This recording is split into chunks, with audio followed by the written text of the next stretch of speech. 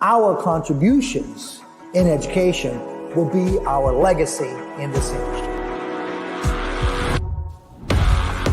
Whether it's through live education or maybe through social media, we're always trying to make a personal connection with you, the learner.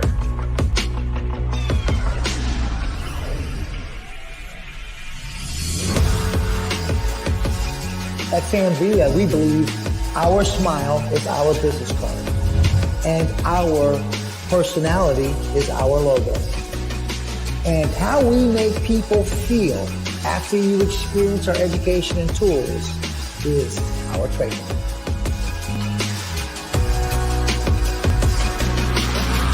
Join us. Join us. Join us. Join us, my friends, and be a part of the Sanvia community. Good morning, my friends. Good afternoon, good evening, wherever you happen to be. Welcome to Cut, Color, and Style. And I know the team is so excited, and we have a special guest with us today. I just wanted to push my pause button for a moment. And just, there's so much happening in the world today. And we want to take a moment and just to push out and extend our thoughts and prayers to the lives that have been lost through COVID and through the crisis that now is happening on the streets. Our voice at Sanvia is all about and has been all about equality. We have one life to live, and we respect that. We respect you, we support you, and the team at Sanvia embraces all walks of life and all ideas of expression. You're going to have an opportunity to see that today. Yet we want to just pause and extend our thoughts and prayers and let everyone know that we stand for equality. God bless you all. We love you all. Respect yourself, and let's continue to respect each other. This is a day where we want to share with you some education, a talented team, and I want to bring those people on board and just talk about them. Let's take a look at the art team that's going to be working with you today. Hi, Andrew, Jesse, Anna, and our special guest, George. Let me just say something first about Jesse Linares. Jesse is last time we had Jesse on, he just gained so many fans and so many followers. And it's based a lot about just how authentic this guy is in terms of when he teaches and how he teaches. But you're really going to get a treat if you've never seen Jesse before. You're going to have an opportunity to watch Jesse cut some hair and share some really good ideas with you that you can take back to the chair. And if we look down over there in that corner over there, you see the beautiful Anna Peters. That's right. Anna. Hi, good morning, Anna. Good morning. So with Anna, she's going to be doing some finishing. It's really interesting what they're going to be doing. It's a concept of cut, color, and style, and you're going to see that progress all the way through. Anna is a great finisher. She also gained so many followers in our last event that we had. The show must go on. But please, please, really, and sit back and enjoy some beautiful hands and a girl that really sees finishing in a different way, and that's Anna Peters. So George Garcia, what can I say about my man, George Garcia? I've had the opportunity to work with George for, gosh, I don't know, over 20 years now within the Redken Artist Network. And I remember George being my lead at my first or my second symposium, George, I can't recall. But I was really intrigued by this man's talent and thought this guy's going to go some places someday. And here he is today. He's in international colors for Redken. We are so excited to have him on board today as our special guest. At Sanvia, we really believe that color is just as valuable as the cut and finish. So George is going to be putting his little taste and flavor on that story throughout the day. George, thank you so much for your time, buddy. We value you. My man Andrew, oh, it's a pleasure, George. My man Andrew, way over there in the corner over there. What can we say about Andrew? Andrew's becoming a really, really motivational, inspirational voice within the industry. And if you haven't checked him out on Sundays, make sure you check him out, the Journeyist on Sundays. He does a great motivational, inspirational message every Sunday, and the perfect day to have it. But he also has Cabin Fever. He's been working Cabin Fever with us and having some awesome, incredible guests. He just had Ann Mincy, the beautiful heart of the industry, was on, and that was a great one. If you missed that, go back and see it. But Andrew also is our education director. Andrew's the leader of this team, and he is going to be your host. I'll be stepping out for the day. I just wanted to share our heart with where we stand today in terms of equality and what's going on out there, my friends. Let's stand together. Let's support and value life, and let's really respect each other and life. God bless. Have a great time. Thank you, Sammy. All right, team. So today we've got a pretty cool special opportunity, and you know, it's always interesting because the last two times we've done these special events, it's been in kind of challenging times, but we always are kind of like, well, what should we do here? You know, is it time to be like, oh, maybe we shouldn't do this because it's kind of touchy, but then we're like, you know what? This is what the world needs. We need this opportunity to come together.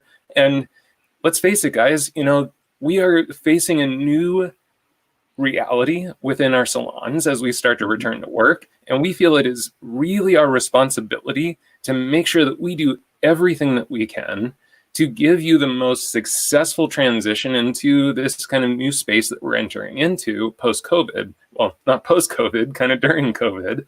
Yeah. And so what we have planned for you today is to walk you through a cut, a color, and a style that we feel fits the needs of the new clientele. So Jesse, tell us a little bit about what you have for us for the cut.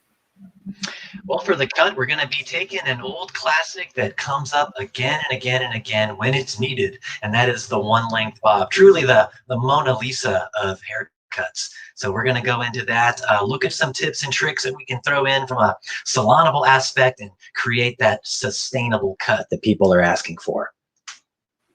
Beautiful. And then you're going to hand that mannequin head off virtually to Mr. George Garcia down here for some color.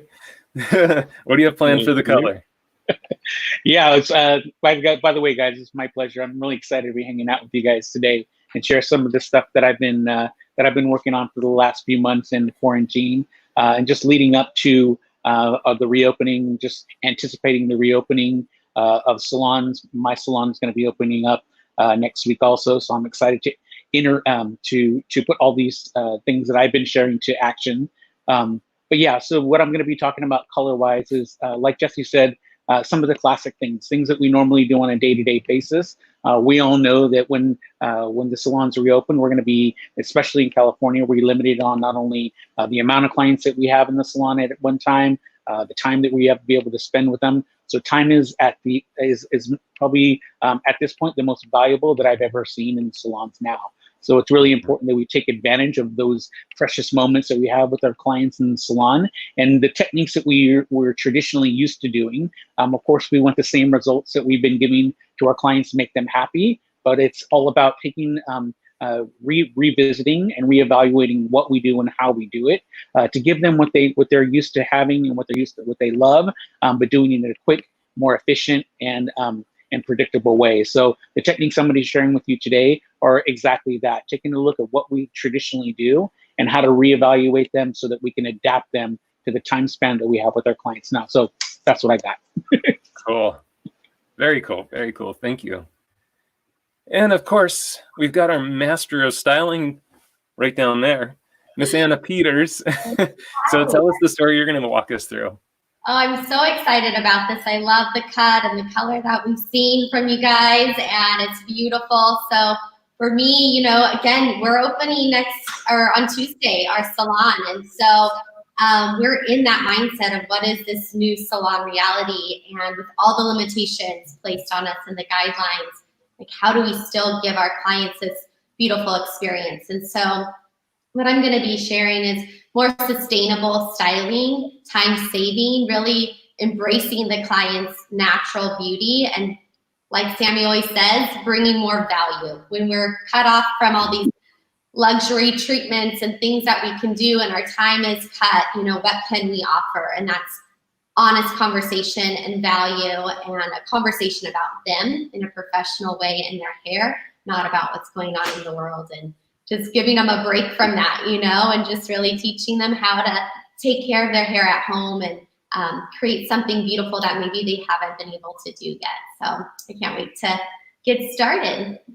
Very cool. Yeah, we have a unique opportunity right now because there is so much happening in our clients' lives that, you know, of course, it's up to you and your clientele how you handle those discussions. But, you know, we encourage you to make that client space something that they can escape to, because that's really what we know is such a big part of the value that we create as hairdressers. And as the world becomes more challenging out there for people, it's so incredibly important to them, and it creates so much value to them to know they have this space they can come to that's safe and open and enjoyable. So, you know, of course, we're going to share with you the technical part, but there's also just that personal part too. So let's get into it, Jesse. Let's jump right into the haircut, and Anna and George, we'll see you guys in a little bit. I'll be Awesome. Thanks. Well, I really wanted to kind of tag on to what you guys were just saying about getting back to the salon. I'm a working hairdresser. I've been back in the salon now for 2 weeks, and it is awesome. Everything that you're worrying about, don't worry about it. Everyone that's coming to the salon is dying to be there. They're ready to see a big change, and you don't even have to hit a home run. You just need to get a single, my friends, because as long as you can make them feel different before they go, they're going to be awesome. I've been celebrating, elbow bumping, and smiling through that mask all week long. So I was a little trepidatious. I was thinking it was going to be kind of a heavy scene, but it's not. It feels just like work, except I can't breathe as well through the mask. That'll be over soon. So yeah, glad to be with you guys today. The point is, we're going to be working on the one length bob. It's been called so many things over the years: the one length bob, the blunt bob, the uniform length bob, the French bob, the box bob, and my personal favorite that I just heard the other day, the short lob. That one took a second to sink in. Just let it land. There it is. All right. So just getting better results behind the chair. That's what we want to help you do today. And as you know, our education is always about principles. We try to avoid terminology like right, wrong, always, and never, because we believe that once you go beyond principles, you're getting into creative choice, which is ultimately opinion. So we're going to share some things with you that we know to be true, some things that we've been using in the salon already and monetizing ourselves with, so we know that it works. So sit back with us for the next hour as we delve into this shape. If you see me looking around the world every now and then, it's because I've got notes on the walls all over the place. I want to do a good job for you guys. So before we get started, we're going to be looking at our very famous foundational breakdown. We know we talk about this one all the time, and I went ahead and pre-sectioned it just so we could look at it and talk about it for a moment. It puts the head into these very easily definable areas. So we have our sides, which proceed back to this horizontal transition that we call cornerback sometimes, and then the so-called parietal ridge, which we now call the vertical transition for reasons that we've explained a million times. Anatomically, it's just more correct to say it that way. So this is our sort of meat and potatoes sectioning that puts us into a plan that will allow us to attack most haircuts as we go. So in today's shape, we're going to be looking at a slightly different interpretation of our foundational breakdown, but something that we can take and use that bit of roadmap that we know and apply it to a real live haircut in the salon. So let me show you these partings. What we've done is we went ahead and placed her natural parting there on the left side, as you can see, and then we carry that directly over the top of the head and find the center back, which carries this right down to the middle of the back of the head. And we're looking to set up a very vertical shape because we're going to be just cutting everything at 0 degree or no elevation. So once we have this, I'm going to tilt this down just a little so I can get everything in the mix for you. Yeah, thank you, Andrew. That's our foundational breakdown right there. If you didn't see it on the head, there's a flip chart. Screenshot that if you want to. If you're on your computer, take a screenshot and paste it into your favorite image editing software and you can keep it. So what we're going to do here is off this center back parting and the natural parting, we're going to look for our first horizontal transition, or what's known sometimes as a corner back, here on this side of the head. Now, if we take a comb flat against that center back parting, and then we also want to lay something flat. It could be our hand if we're in the salon, or it could be another comb, flat against the side of the head or the ear. And you can see where those two combs connect right there. It forms a corner. And we're looking for that place. And once we see it, we'll get in front of it and draw a vertical line, which is right here. And please excuse me while I turn that back here so I can get to it. Always fussing with that knob. So one against the back, one against the side. In the salon, we usually just use our hands. And we're going to go all the way from the top of the head down to the hairline. We'll throw a clip in that just to keep it set aside. And that reveals to us this first of the horizontal transitions, sometimes known as the corner back.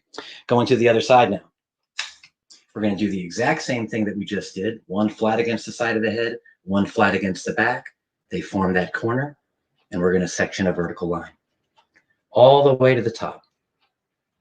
Sometimes these big sections that inhabit more than one area of the head at a time are called transversal. And we deal with them quite a lot when we cut hair, especially long layers. So taking that line down vertically, and now I can isolate this side of the head as well. So if you're thinking to yourself, why didn't we separate the top from the bottom for this? And it's only because there's not really going to be a different story told in those areas. We're going to be working from top to bottom, trying to get everything to one length. So just separating down center back one more time, which brings us to here. We're just going to throw a couple clips on this to isolate it and put it away. Pre-sectioning can be so important in the salon. As a salon professional, I can say that more people have noticed me for my sectioning than for my finished results. You know, even in the salon, if you're going through the motions of putting together a plan and executing that plan, people are going to notice and they're going to want to be in your chair. So even the motions of sectioning will help us get there. So here we go from this side of center back to the vertical transition on the right side and the same on the other side. And this puts us in position to begin making some cuts. There's that foundational breakdown again. Thank you, Andrew. You know, these days in the salon, people are asking for looks that can carry them for 10 to 12 weeks because a lot of people went 10 to 12 weeks during the quarantine and they did not like it. And they were really hating how their hair looked when they came back. So they're looking for something that will let them have that look for longer. So we're seeing the return of those classics once again. Taking a first horizontal subsection across this section between the left side of cornerback and that vertical transition. And I'm going to jump over to the right side and do exactly the same thing. Working right here in the nape for now. We're going to start right here and begin setting up our perimeter. Just going to isolate this and put it away. Oh, try that again. Isolate this and put it away. So now we're looking exactly where we want to be. And we're going to be featuring our blending shears today. We're going to be starting with our 6-inch reversible blending shear. This is a great tool for working with solid, heavy lines that you want to be textured at the same time. And you'll see what I'm talking about. So we're going to take that parting at center back, push that off to the side for a moment so we can work with what we are. All right, number clip. Don't be afraid to push it off to the side and work just where you want to be. So length on the bob can really be where we want to put it. I've seen these shapes live in just off the shoulder to above the jaw.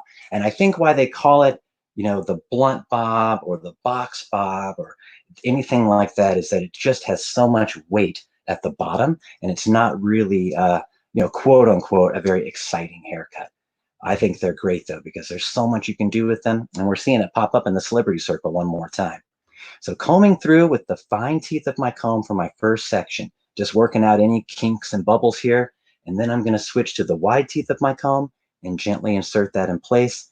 Get your shear behind that hair and just give it a little taparoo right into the comb there. So we can see that we have a very minimal amount of elevation off the head because we're controlling that with the comb.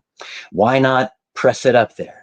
You know, those are just actions and consequences. If we press the hair up against the head, you know, the hair naturally would hang vertically. Once it crosses over this apex at the occipital region, it would come down and hang, and it would want to live about there. So when we push the hair into the head form before we cut it, it's not a bad thing. But what it does is it sort of reverses the elevation a little bit, because this would be your 0 degree. But then if we push it inward, it starts to go inside of that a little. And when we cut that, it'll be shortest at the interior or the inside of the section. And as it goes out this way, it'll get progressively longer because that hair had to travel to meet that cutting position. So if you'd like your line to get a little longer as it goes to the exterior, by all means, do it like that. There's not really a right or wrong about it. It's just your expectation, and most importantly, her expectation, or whomever you're putting the cut on. So find wide teeth of the comb, tap, tap, taparoo, and here comes my blending shear. Blade goes against the skin, and the teeth will work directly in. And just a few cuts, I'm able to get a pretty clean line, but it is also lightly texturized at the bottom. I use these a lot when working with my A-line bobs or graduated bobs that tilt forward. Those are very low elevation haircuts, and they can result in layers that can be a little chunky, a little bit heavy at the top. So when I want to alleviate that in the moment, then we can go in there and use a tool designed to give us that result. Once again, wide teeth of the comb, put that right against the skin, tap, tap, taparoo with the shear, which gives me minimal elevation.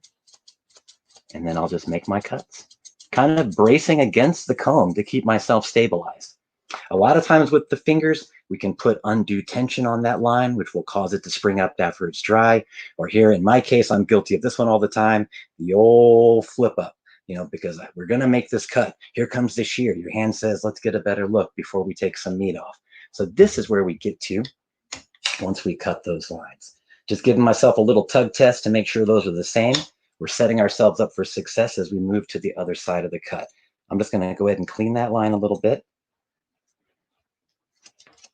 Well, thank you all for joining us today.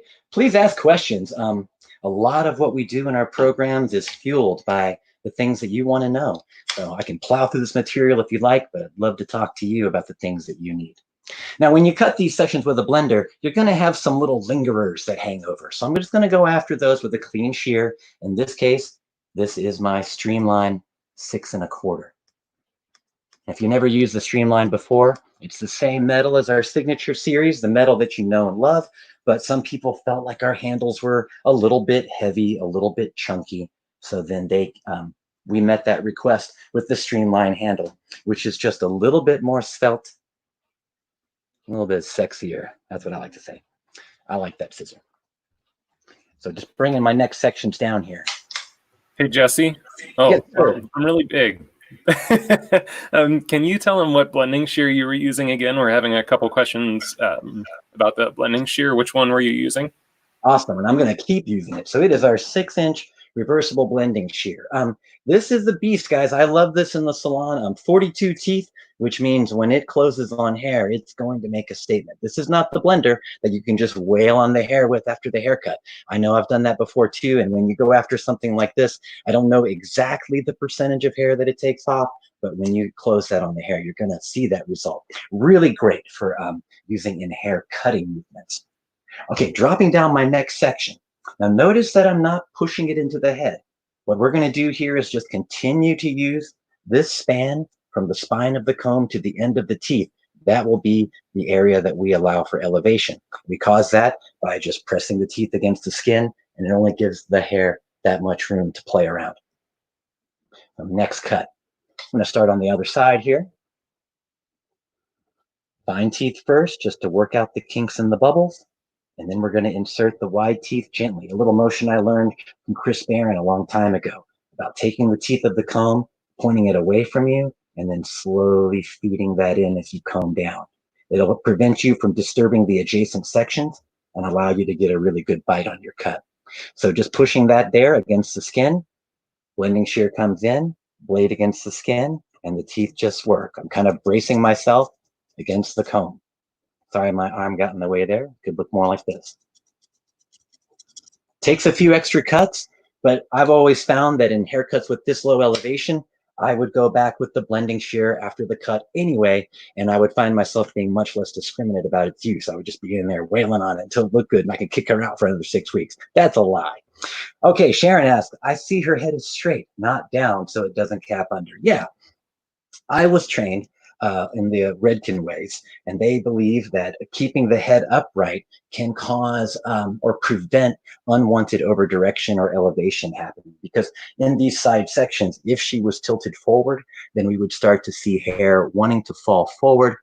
It seems like a little thing, but when you're in the moment and you're cutting hair, if hair has shifted out of way and your perspective is so close that you can't really see where it is, it's easy to make those errors. So just keeping her planted upright is a lot of times, for me, the best. That's not to say it's the best for everyone, though. Whatever works for you, friends. Kind of propping that up against the body of the comb to keep myself still. I like this position because it gives me a lot of room of sight. My hand is not in the way. I'm not worried about splicing myself, and I've got plenty of room to see the action of the shear taking place. Little tug test to make sure we're doing good. Thank you, Alicia. Are the teeth on the shear on the outside or the inside of the hair section? Here we go. This one, Alicia, is dedicated to you. We're going to take our next section. Look at this. We're moving over now. Why did we wait so long to get over here? We want to continue to cut our perimeter line in as uninterrupted a way as possible. So we cut some sections here around the occipital region in the back of the head until we've gained enough real estate to where we can take our first line above the ear right there, which we're going to do now. And check it out, Alicia, this one's for you. We're going to put the teeth of the blending shear going into the hair. Blending shear is a pretty amazing tool that we often treat as this kind of magic eraser in the salon. Please allow me to demonstrate. We're going to be going this short so we can noodle with the hair down here. This was something that Sammy showed me a long time ago, and I've been blasting it in the salon ever since. Most blending shears are designed from the factory with the teeth configured to be on the bottom and the blade coming into the hair from the top like that. And it's really good if we're skimming over the surface of a shorter haircut, in motion over little nubbies that we're just taking the ends off and nothing really gets wound up in there. But if I wanted to actually cut some hair, oh, wait, pulled that down by mistake. If we wanted to actually cut some hair, if my teeth are on the bottom, once I insert into the hair, it gets kind of trapped in those crevices, as you can see, between the teeth. And even though the blade keeps hammering, nothing's really getting contact in there. So in actuality, I really only got about one cut out of that. So here's what we discovered. If you place the blade on the bottom or against the bottom to where the teeth are entering the hair, it makes a cut. And then when it lifts, it drops the hair to be cut again. And then at that point, you can hold it, you can get yourself a little side-to-side motion. And that's not just our blender. That can be done with any blending shear. Like I said, if your shear was configured with a crane grip or off-center grip where it put the teeth on the bottom, you would have to roll it over in your hand. You might find that it throws your wrist and elbow a little bit, but you can still get the job done. And when you're tired of that, buy one of ours. So here we go, moving into that first side section. Now, this is that little delicate area behind the ear that we get so much fuss over. So we can look at how having that line ready to be cut uninterrupted will allow us to not have disruptions between what happens in front of the ear and what's happening behind it. I noticed Andrew splashed up our banner about our mega month sale. Yes, please take advantage of it. Everything is 34% off, which is a pretty awesome discount. And that brings me to a point, I guess, was I've been meaning to talk to the brass at Sam Villa, because I feel like I should just get a much better discount than anybody else because I work for them, right? So your discount that you're getting today is amazing. It's almost as good as mine. So all the joking aside, please make sure that you take advantage of that. Now here we go, working into the first side section. There's my previously cut length right there. So I'm going to use that as a guide. Notice that I'm not coming at it from the back of the head, not necessarily from the side of the head either. We're really right there just behind the ear. Most people have on their head, if you can see mine, where the occipital region and the temporal bone and the parietal bone all come together. When you get behind somebody's ear like that, you can feel this little ridge that indicates kind of a change in direction. It's not the actual cornerback. It's not that point of reference, but it's just behind the ear, that little bone right there. It has a bunch of names. I believe the scientific name is called the ear nugget. So we're going to call it that. So if you were working with your guest, just a little hot tip, if you're worried in this area, find that little ear nugget. And you can section right to that, which usually gives you a safety net just behind the ear. Let me turn that so you can see. A little bit of a safety net just behind the ear. For the mannequin, she doesn't really have an ear nugget, so we're just going to work in accordance with our sections at the horizontal. Jesse, is that a technical term, ear nugget? Yeah, you know, some people call it the mastoid process, but I like the one I read better, ear nugget. I made that up, but I'm going to run with it. I like, yeah. Keep going. All right, buddy. Thank you.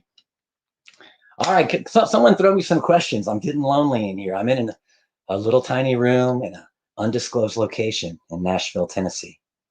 There's where I previously let cutting. Now, even we could pay attention to the angle that our comb scribes. Look at this. What if I turned my comb up like this? That's almost the same as rotating the fingers.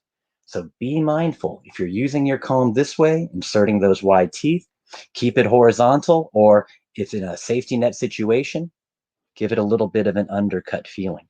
And that'll make sure that you don't give yourself layers at the perimeter. Oops, lost my grip. Takes a few extra cuts, but it's worth the effort. Got a couple lingerers there, no sweat. We'll go get them. Working in the wide teeth of the comb. I see a couple little tangles there. Fine teeth first, and then finally pick it up with the shear. Work it in there. Tap, tap, taparoo. Now you're getting in front of the ear now. If you'd like to give a little bit of angle towards the front of the face, you most certainly could. In fact, as an aside, working behind the chair, if you're cutting this wet and you're not totally sure, give it a little bit of angle towards the face. It's going to cause us to have to recut some stuff. But if you've never cut that person's hair before and we don't know what's going to happen up here, if we cut it wet, then give yourself a little extra real estate. And you can go back and cut it off in the dry cut. Once again, we're going to pick up our 6 1/4 inch streamline and take off the lingerers that are left over on this side. We're going to be giving one of these away today. And you know we love to give away stuff.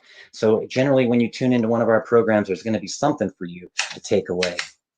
So be on the lookout for how to win that. Here we are on the other side.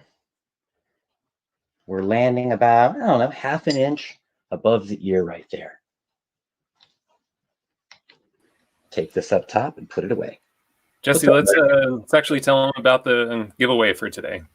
Oh, yeah. Okay. Thank you. So the 6 1/4 inch streamline, and if you missed this before, the streamline was our answer to people that said, I love your signature series metal, but the handle feels a little bit bulky. Why are those finger holes so big? Are Sammy's fingers really that big? These are all things that we've heard. So we wanted to come up with a handle that if you did have slightly smaller hands, that it would feel good to you. I only have one spacer on this for my ring finger. My thumb is flying free in there because guess what? This hole is small enough. Also included, oh man, Lydia. Okay, great. Am I reading that right? Yeah, Lydia. So this is the mannequin that we're using today, named after our own Samuel's mother. She is awesome. We have enough hair, density, and length to where you can use for pretty much any technique, cut, color, or finish, believe it or not. Lots of good length, very thick hair. Thank you to our friends at Pivot Point for everything you guys do for us way back in the day. Ginger, if you're watching, it's good to, I miss you. All right, so working over here to the side now. Hang on. We also get Redken. Oh, I'm sorry, man. That print is so small. I'm using a 13-inch laptop here, so Oh, I don't okay. have my glasses on. They also get the collection of Redken Shades EQ matte color, which is part of what George will be using today too. So you get all three. I'm going to talk about this one, okay? This is the one I'm talking about. This is what we prep our mannequin with today. This is Redken's Play Safe, 450 degrees. This is going to become one of my favorite cutting lotions, because when I'm working with something like a solid form shape like this, I really do like to feel like I have control of the hair. And sometimes cutting lotions to me are just a little bit light. So this Play Safe 450 is going to protect the heat. It fortifies the hair as well, and it gives the hair a nice bit of grab, I call it. You know, if I push it over someplace, it's going to want to be inclined to stay there. So here we go, working into the other side. Fine teeth first. And I'm working with about as much as the shear can handle. So we're not going to grab all this. I don't have to go this small either, but let yourself work comfortably. Wide teeth going in. Notice that I'm not to the side so much and not to the back so much, but kind of playing in that little bit of corner. If it was a real life person, I might go in there and look for one of those great scientific discoveries, the ear nugget. I'm just doing that to bug Andrew now. Coming around to the side. Fine teeth first, work out the bubbles. Here comes the wide teeth. Pick it up with the hair and just give it a little tap, tap, tap-a-roo. And then teeth go into the hair. Couple lingerers that are left. I'll pick up my streamline shear and just make sure those are taken off. So now we've got the perimeter pretty clearly set all the way around the head. And we're just going to continue to work off this asymmetrical parting that we created. Now, if they wanted to flip-flop, and some people say that they're flip-floppers, you could give her a down the middle parting. But down the middle, when it's pushed asymmetrical, it's going to give a little bit of a layer look around the face. Just because if we drive that line down the middle and then she parts it off the center line, you're going to get a little bit of frothiness right through here. On which face shape this cut suits mostly, sir. Thank you. I believe that most haircuts can be put on just about anybody if the proportions are right. So I don't want to say it's best for this or not good for that. We just want to be mindful of the face shape and silhouette of that person. So here's me, kind of long. So if you were going to put this bob on me, you might not want to get down under here too much because it may continue the feeling of vertical until it chops off. So for myself, when I wear glasses, or if I was to put that bob on myself, create a little bit of width at that narrowest point, and that could give you the balance. So height and width of the bob are going to be dependent on the person wearing it. For myself, and today's theme of this class is that this cut will be best for someone who loves a classic shape and wants to get some mileage out of it. Taking our next section down, just going to put a little twistaroo on this and isolate it away. You guys doing okay out there? Ask some questions if there's anything you would like to know. Thank you so much for those that have participated already. And good luck to whoever's going to win that shear today. So I'm setting across my two sides here. Let me get these little fellas out of the way. Oop. In the salon, I use about 35 clips on a person. I used to try and stop, but now that I'm reaching the ripe old age of 45 this year, I'm just coming to terms with myself. I'm a comber, and I'm a sectioner, and I'm a clipper. And if that's you too, it's okay. Be you. You know, that's our point when we talk about principles, when we say we're never going to tell you that something is wrong, is that your style And the way that you do hair behind the chair is entirely up to you. Like we said, beyond principles. Once you go above and beyond principles, you're getting into the realm of creative choice, ergo opinion once again. So if someone says you're doing that wrong or that doesn't look right, then you can just say to yourself, I know. And you know what they're talking about. That's an opinion being shared. And truly, the only people whose opinions matter at all are yours and the person to whom you are giving that haircut. If they love it and you love it, it really doesn't matter what you did to it. Nobody gets to say boo. So remember that when we go through, especially on social, and evaluate people's works or leave comments on there, if you ever find yourself saying to yourself, that doesn't look right, take a pause and think about that. And why do we think that way? And where did that thought come from? And is it true? Most of the time in my life, I've discovered it's just something I'm feeling. Going around to the other side here. Still haven't done the back just yet. Fine teeth of the comb first. And like I said, we're just allowing that little bit of push into the head from the body of the comb. This is containing our cutting action. So I'm going to work just this way. Here I am once again in that corner. So not rocking back, not rocking forward, just kind of living in there. Take that length and working my way up front.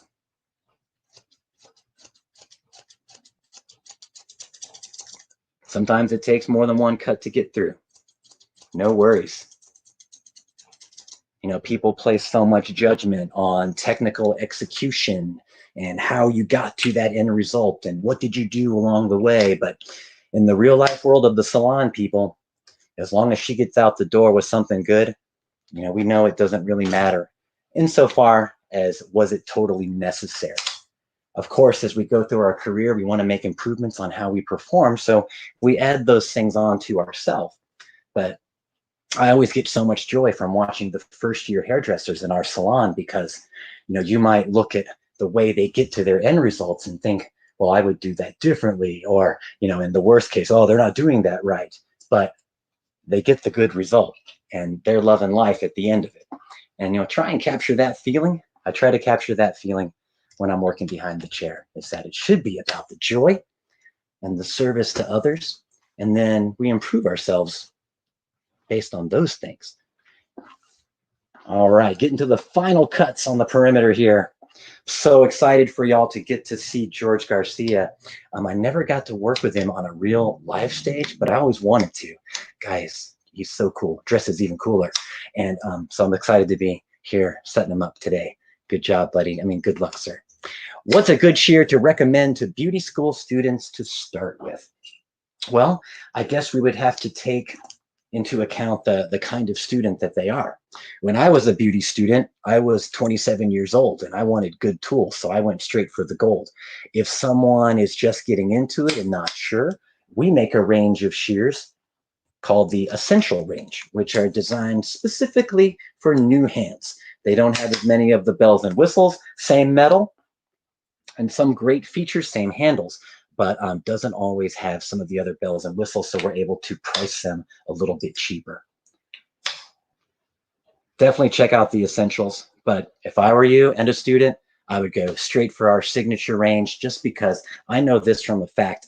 When I first started doing hair, having good tools made it a joy, made the work go faster and much more enjoyable than beating up with my school scissor. But treat yourself right. Brittany says, do you ever have issues with one side being slightly longer than the other and what causes that? Yes, I do sometimes. And I can explain what I believe causes that in my world. We tend to want to push and shoulders drop if we're not super careful. I'm a right-handed cutter, and most right-handed cutters that I talk to say that their lengthier side, their weaker side, is when they come over to the left. And that may be because of this. Here's a theory, take it for what it's worth. Let's say that we're cutting the hair with a regular shear.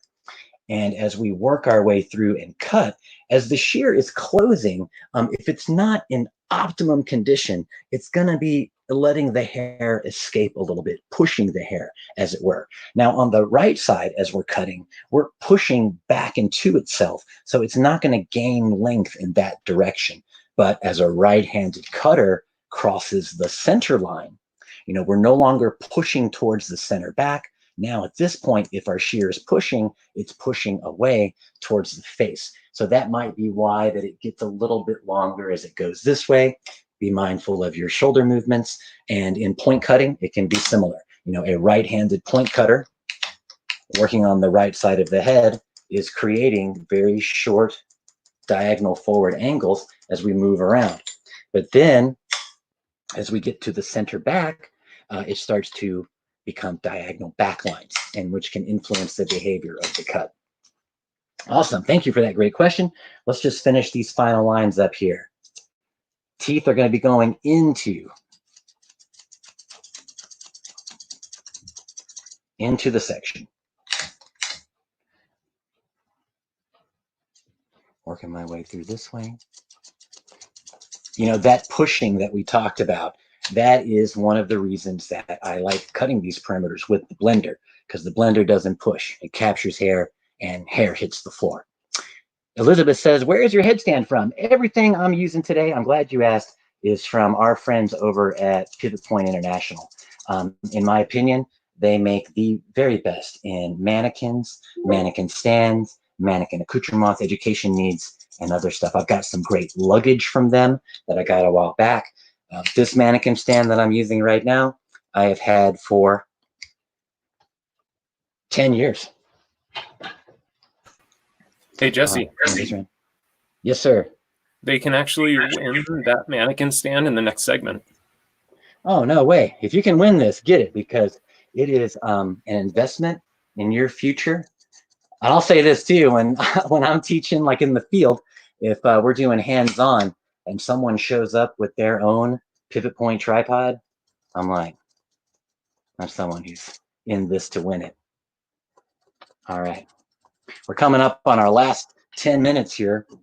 So I'm going to knock out these lingers real quick. Our perimeter is now complete. So when we do these kind of cuts on people, and that's going to be kind of our salon reality for a while. I have done this haircut on real life people 3 times this week, as I am recently back in the salon. It was something that I really liked to show, but they were bringing me pictures of celebrities wearing this cut, parted in different ways for dramatic effect. So, one thing to be careful about, another Instagram friend this morning, Erica Olivia, who we know from way back, had asked me about the dangers of overcutting once we get back into the salon. We're in such a hurry to restore them back to zero, to restore them back to where we left them off. And just know, I'm kind of treating my guests like it's the first date all over again. I'm meeting you for the first time. I'm not going to judge you for anything that you did while we were on quarantine, and we're just going to take some time and fix it. If I'd met a new client and they had issues, I might put them on a 6-month program that we bring them back. We're doing that with our guests, and if they busted their own hair color while they're gone, they're going to be understanding. Vicky says, do you recommend a razor cut with this haircut also? Well, it depends on the end result that you're looking for in your perimeter. Because it's a one-length cut, we're looking to set up that heavy, rigid bottom line to show it off.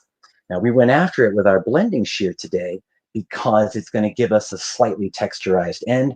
We've discovered that instead of cutting those blunt, using the blender just gives like the tiniest, like 1/16 of an inch of fussiness right there at the ends, where they'll just mush together a lot better. So what I'm doing now is I'm taking a zigzag parting right around where the vertical transition is. Andrew, if you've got that slide that shows the foundational breakdown coupled with that zigzag parting, throw that one up, that'd be great. Would you use your good scissors on mannequin heads? Absolutely, yes. I use my very best scissors on mannequin heads. Guess what? The mannequin heads that we get from Pivot Point are 100% genuine human hair. So I'm not saving anything by not using the shear. Now, I have encountered other mannequins that are made from synthetic blends.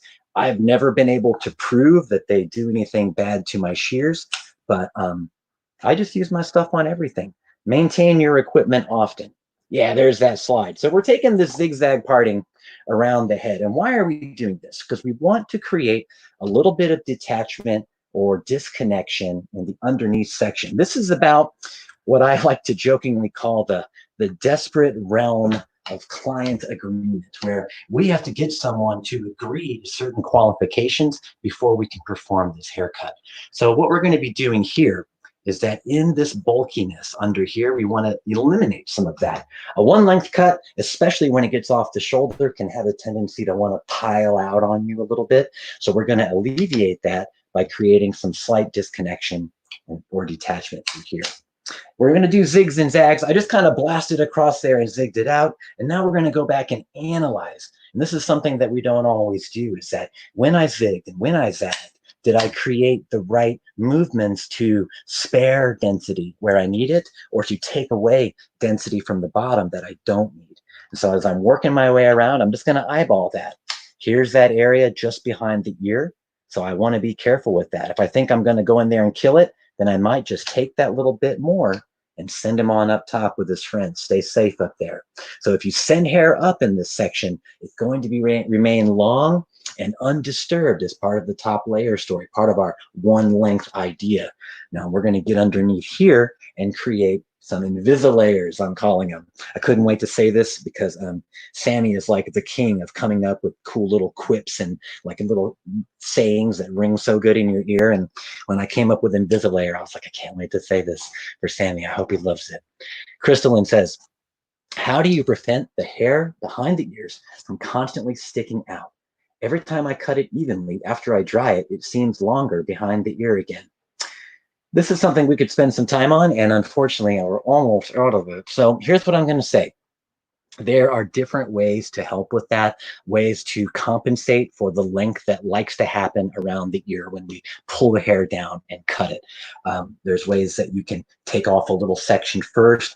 Earlier, we talked about sectioning around the ear nugget, so treating that one little area as its own little thing and cutting it independently from the rest. Those would be some good ideas.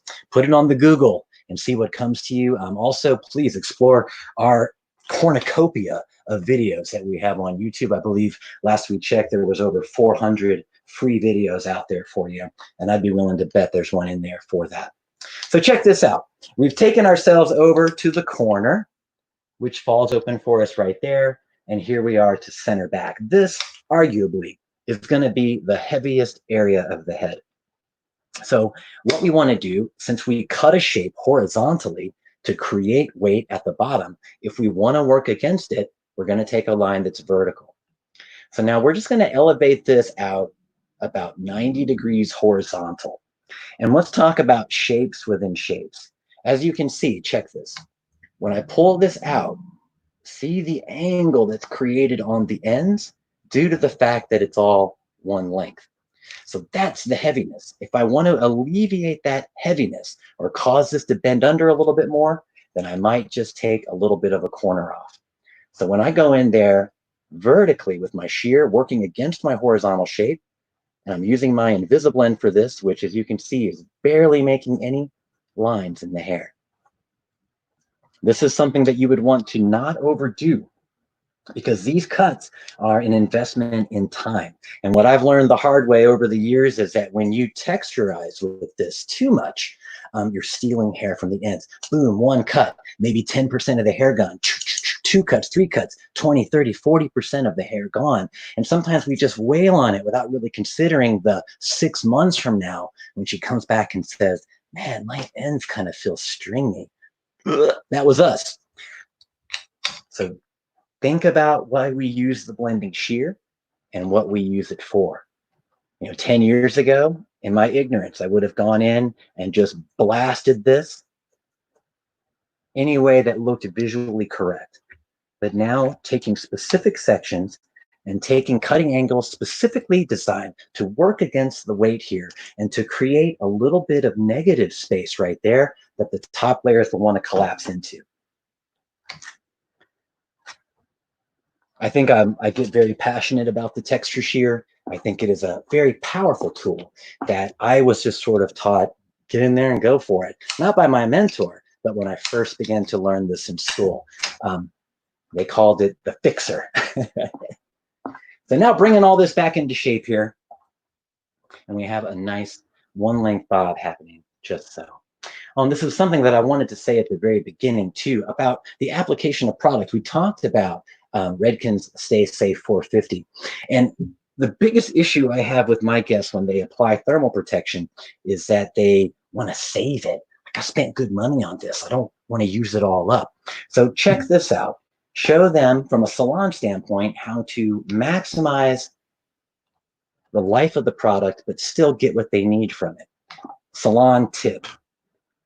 Let down one section, take a moderate amount of thermal protection and apply it evenly to that area, and then drop down another section. So it's something that has a little bit more of an organized plan rather than just like crushing a handful of product into the head. You know, we know that we don't always get even distribution from the product that way. You know, just remember as we go into our new Salon Reality, you know, not to take our egos with us. And that's just going there ready to make these people happy. They are ready to be made happy. Nicholas French said a long time ago, and I happened to be present, and it blew me away. He said, whatever is in trend is whatever your guest is going to allow you to do. And that's just a good way to take yourself out of the equation. Get in there, crush that cut form, and do it the best way you can in your world of hair. Hopefully we gave you something that you can use today in your bobs. And now we're gonna, am I supposed to pass it now? Is this the time? No, we can. I'm going to ask you a couple quick questions here. Okay. Because I missed a couple things down. Sharon was asking to prevent the flip. Like, let's say they didn't want that to flip out. Would you prefer to have the head down so there was that slight undercut? I don't believe that the flip is caused by the cut. It's just how the hair happened to dry. With a little bit of styling, it should turn under right away. Now, if someone's hair has the natural inclination to flip up at that length, then that means we know that we're catching a wave at the wrong place. You know, that when a curl undulates, it's going to have that crest where it starts to turn under, and then it's going to have a place where it starts to turn out again. So if I'm understanding the question, I don't think that bending the head forward or backward has necessarily a benefit to that, except in that you might be undercutting the back slightly, and it might be more inclined to want to turn under in that area. Right. Yeah, I think that's pretty spot on. Because you're right. I feel like a lot of times it seems like when we do cut up here, there is that tendency for the hair to kick out. I think a lot of it just has to do with pattern within the wave pattern. It does. And I remember when we worked at the Exchange and when we would teach a one length cut like this, we would tell everybody, like, give that thing a little like pat on the booty, like comb it in accordance to the shape that you've designed, you know. And so you can see as I'm kind of working the teeth in of the comb and then kind of bringing them out again, that it helps that turn under a little bit better and start to air dry the right way. Since I was cutting. Yeah, I was cutting in front of people today. I get super nervous. I wasn't paying attention to the flip. I'm sorry. Hey, and then there was a question from Heather Green. She's kind of starting a new adventure. She's moving with her children and stuff to a new area. She's super excited about the opportunity to start fresh, but she's wondering if you have any tips for building clientele. Well, my wife is going through that right now. She just returned to doing hair again. I'm loving life, having so much to talk with her about. But what she's doing is she is a machine. So she makes herself available. You know, during the building times, I think that sometimes it's appropriate to overwork just a little bit, you know, is that you're going to cast that wide net. You know, that you want to get those AM people, but you want those PM people too. You want a little bit of everybody because they are all beautiful and there's a different experience to have in every kind of person that sits in your chair. But cast a wide net, make yourself available. Don't say no to anything. The answer is always yes. And then pump them for referrals. If you loved what I did to you today, please send me 2 of your friends. Have a discussion with yourself or the salon owner, whoever that is, and work up what kind of retail prizes and incentives that you can give them. Because this is just me, take my opinion for what it's worth, but I don't discount services because I don't think that should change. But when my guests send me referrals or do something cool and I want to prize them out, then I hit them with retail. because retail is going to give them a specific dollar value that's written on the bottle that didn't cost me that much. And then it's going to open that appetite up for more when they run out. And then Jesse's there, quick to capitalize. So get that product sale by perking out your referrals and just treat people right. Heather, do good work, constantly be improving your skill set. You're going to prosper. Cool. I think that's great advice. And, you know, the only thing I'd add, honestly, is just what Jesse said, like pump people for referrals, but don't be afraid to reach out to your community too. And just be really blunt about the fact that, hey, I need your help right now. Like if you know people in this area, like I like what Gary Vee says, he's like, be bold enough, send every person in your phone a text and just do it once and make it like, hey guys, sorry to bother you. I will never send you a group text again, but just know I'm moving to this area. And if you know anyone that would like to, you know, come to me as a client, I'd love your help. I promise I'll never bother you again. And I'm like, that would take some boldness. Like, I don't know how comfortable I am at doing that, but I mean, I think it's great advice at the same time. Yeah. All right. We have a winner of the contest. Let me bring up that banner real quick. All right. So to the winner of the Samvia Streamline Series 6 1/4 inch shear, the Pivot Point Lydia mannequin head, and the Redken Shades EQ matte color package is Maria Sesta. So awesome. We'll contact you, Maria, and let you know that you won and get information on how to get you your awesome products. Awesome. Okay, I'm going to bring George in, and we're going to see if we can make the little pass-off work. I always have to throw it the way that I don't expect, and then it works. Right. So I'm going to try. Okay, ready, George? It's on the floor. Okay. It's gonna... Wait a minute. Hold on. Ready. No, other way, George. There you go.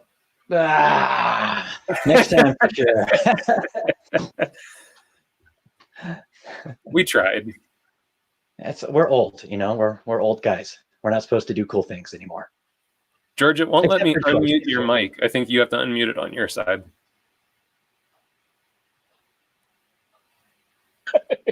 There we go. Yeah, they're trying to teach an old dog new tricks. I know. I'm like, camera, what? This way. I'm trying to figure out this way first. Well, thanks, Jesse. Everyone was super stoked and loved your haircut. We'll bring you back in at the end for a little closing remark. Otherwise, just enjoy the show, and I'm going to chat with George for a little bit. Yeah, I'll be out there answering questions in the feed, so be looking for me. I'll be looking at y'all. Great job, Jesse. George. Great job, brother. Thank you so much for joining us today. The one thing I do want to say about George is a brilliant Redken artist. And when we talked about including some color in our program, Anna is actually a fantastic colorist as well. Yeah. But we're like, you know, let's get someone that their big focus and what they teach and what they, you know, their big discipline is. And the first person we thought of was Mr. George Garcia here, because he is just fantastic. And here's the thing, guys, is we hear your requests. We know that in the past you've asked, hey, can we get some color education? So that's why George is here, and we're really stoked to have him. Awesome. Thank you, Andrew.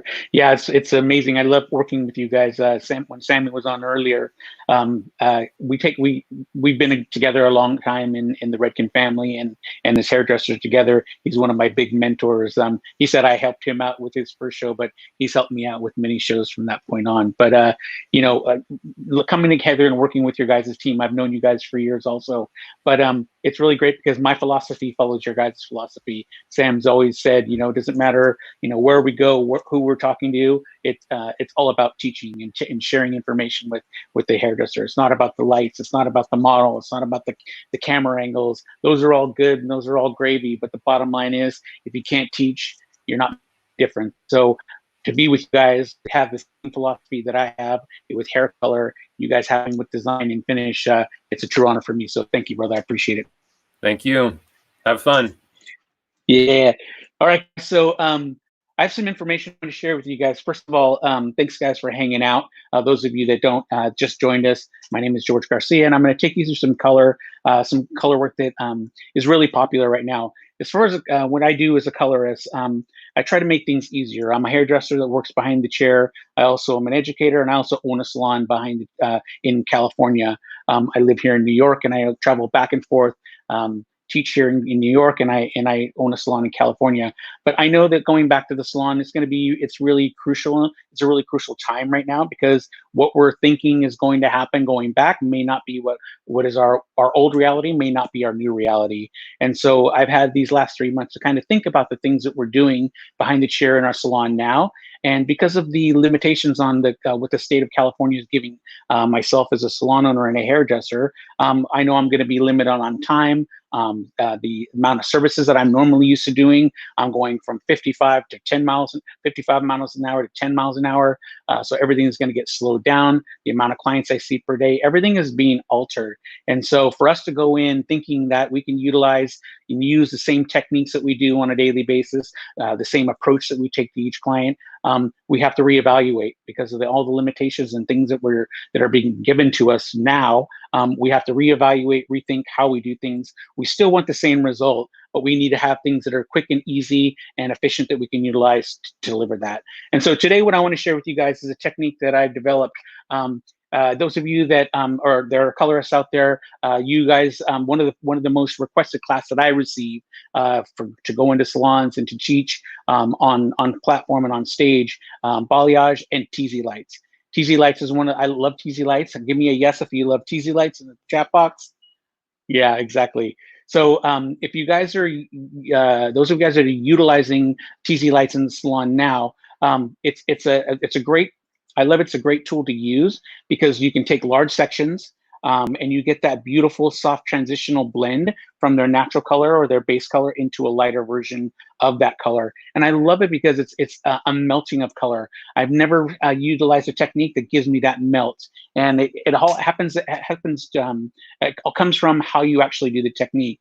And how I see it is, when you utilize TZ lights, all you're doing is pushing back or teasing back hair, retracting hair, coloring hair that's not teased, and then pushing the hairs back into place after hair has been colored. So you're literally taking hair, pushing back hair gets colored, and then when you retract the hair, you literally have hair that's colored sitting right next to hair that's not colored. That blend I can't get with a blur brush. I can't get with a blend or reverse blend. It's just a beautiful soft melting of color. And for me, it's like I said, it's one of the most requested classes that we have at Redken right now, and I love it. Now, saying that, when I go back to the salon, I have challenges, and whenever I have challenges, Sammy told me, George, if you ever have challenges, it's all about problem and solution, coming up with a solution to the problems that you're having, deconstructing what you're doing and trying to figure out how you achieve it, and maybe utilizing the tools that you know and the information that you know to kind of take a different way and a different approach at it. So that's what I'm going to share with you today. It's called split lights.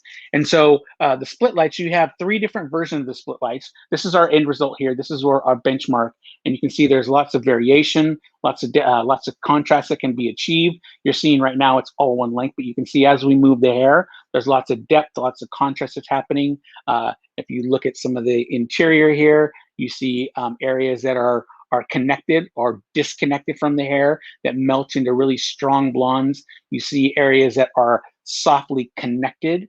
So you see threads of color that are literally connecting the hair at the base, connecting a little bit more connected as opposed to disconnected. So there's 3 versions of split lights that I want to share with you. Now, there's a lot of information I want to share with you, and I have a very short period of time to do that. So I'm going to try to power through it and try to get you as much information as I can. But if you need or have any questions, DM me on my Instagram page, George Garcia Redken, and I'm more than willing to walk you through or even add more information so that you understand a little bit better.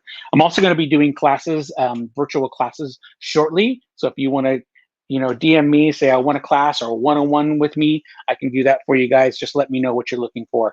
So now let's talk about split lights. Split lights is all we're doing is taking, like I told you with TZ lights, we take large sections. So, which is great, saves time. So I don't want to lose that portion of my technique. One of the challenges that I have with TZ lights is when I tease the hair back, because I have a cushion of teasing, it disconnects me. It pushes me. It only allows me to get so close to the scalp. That's one of my challenges that I have. So being able to connect the hair, meaning like around the hairline, or maybe a money piece, or a money piece that you're seeing through the front, or maybe just some threads of color that connect it slightly to the scalp, so you have a little bit more soft connection as opposed to everything being so disconnected like a traditional balayage would. So the challenge is that cushion that's there is keeping me from getting close to the scalp. That's one issue that I have. Second issue is, because my sections are so large, when I tease back there, even though I retract back hair, I still have a large amount of hair that I'm dealing with. And those of you that have been coloring hair as long as I have, you guys know that thick sections lift slower and they don't lift as high. And so whenever our clients are coming in and they're asking for these really high level blondes, you want your level 13 blondes that are platinum, no warmth.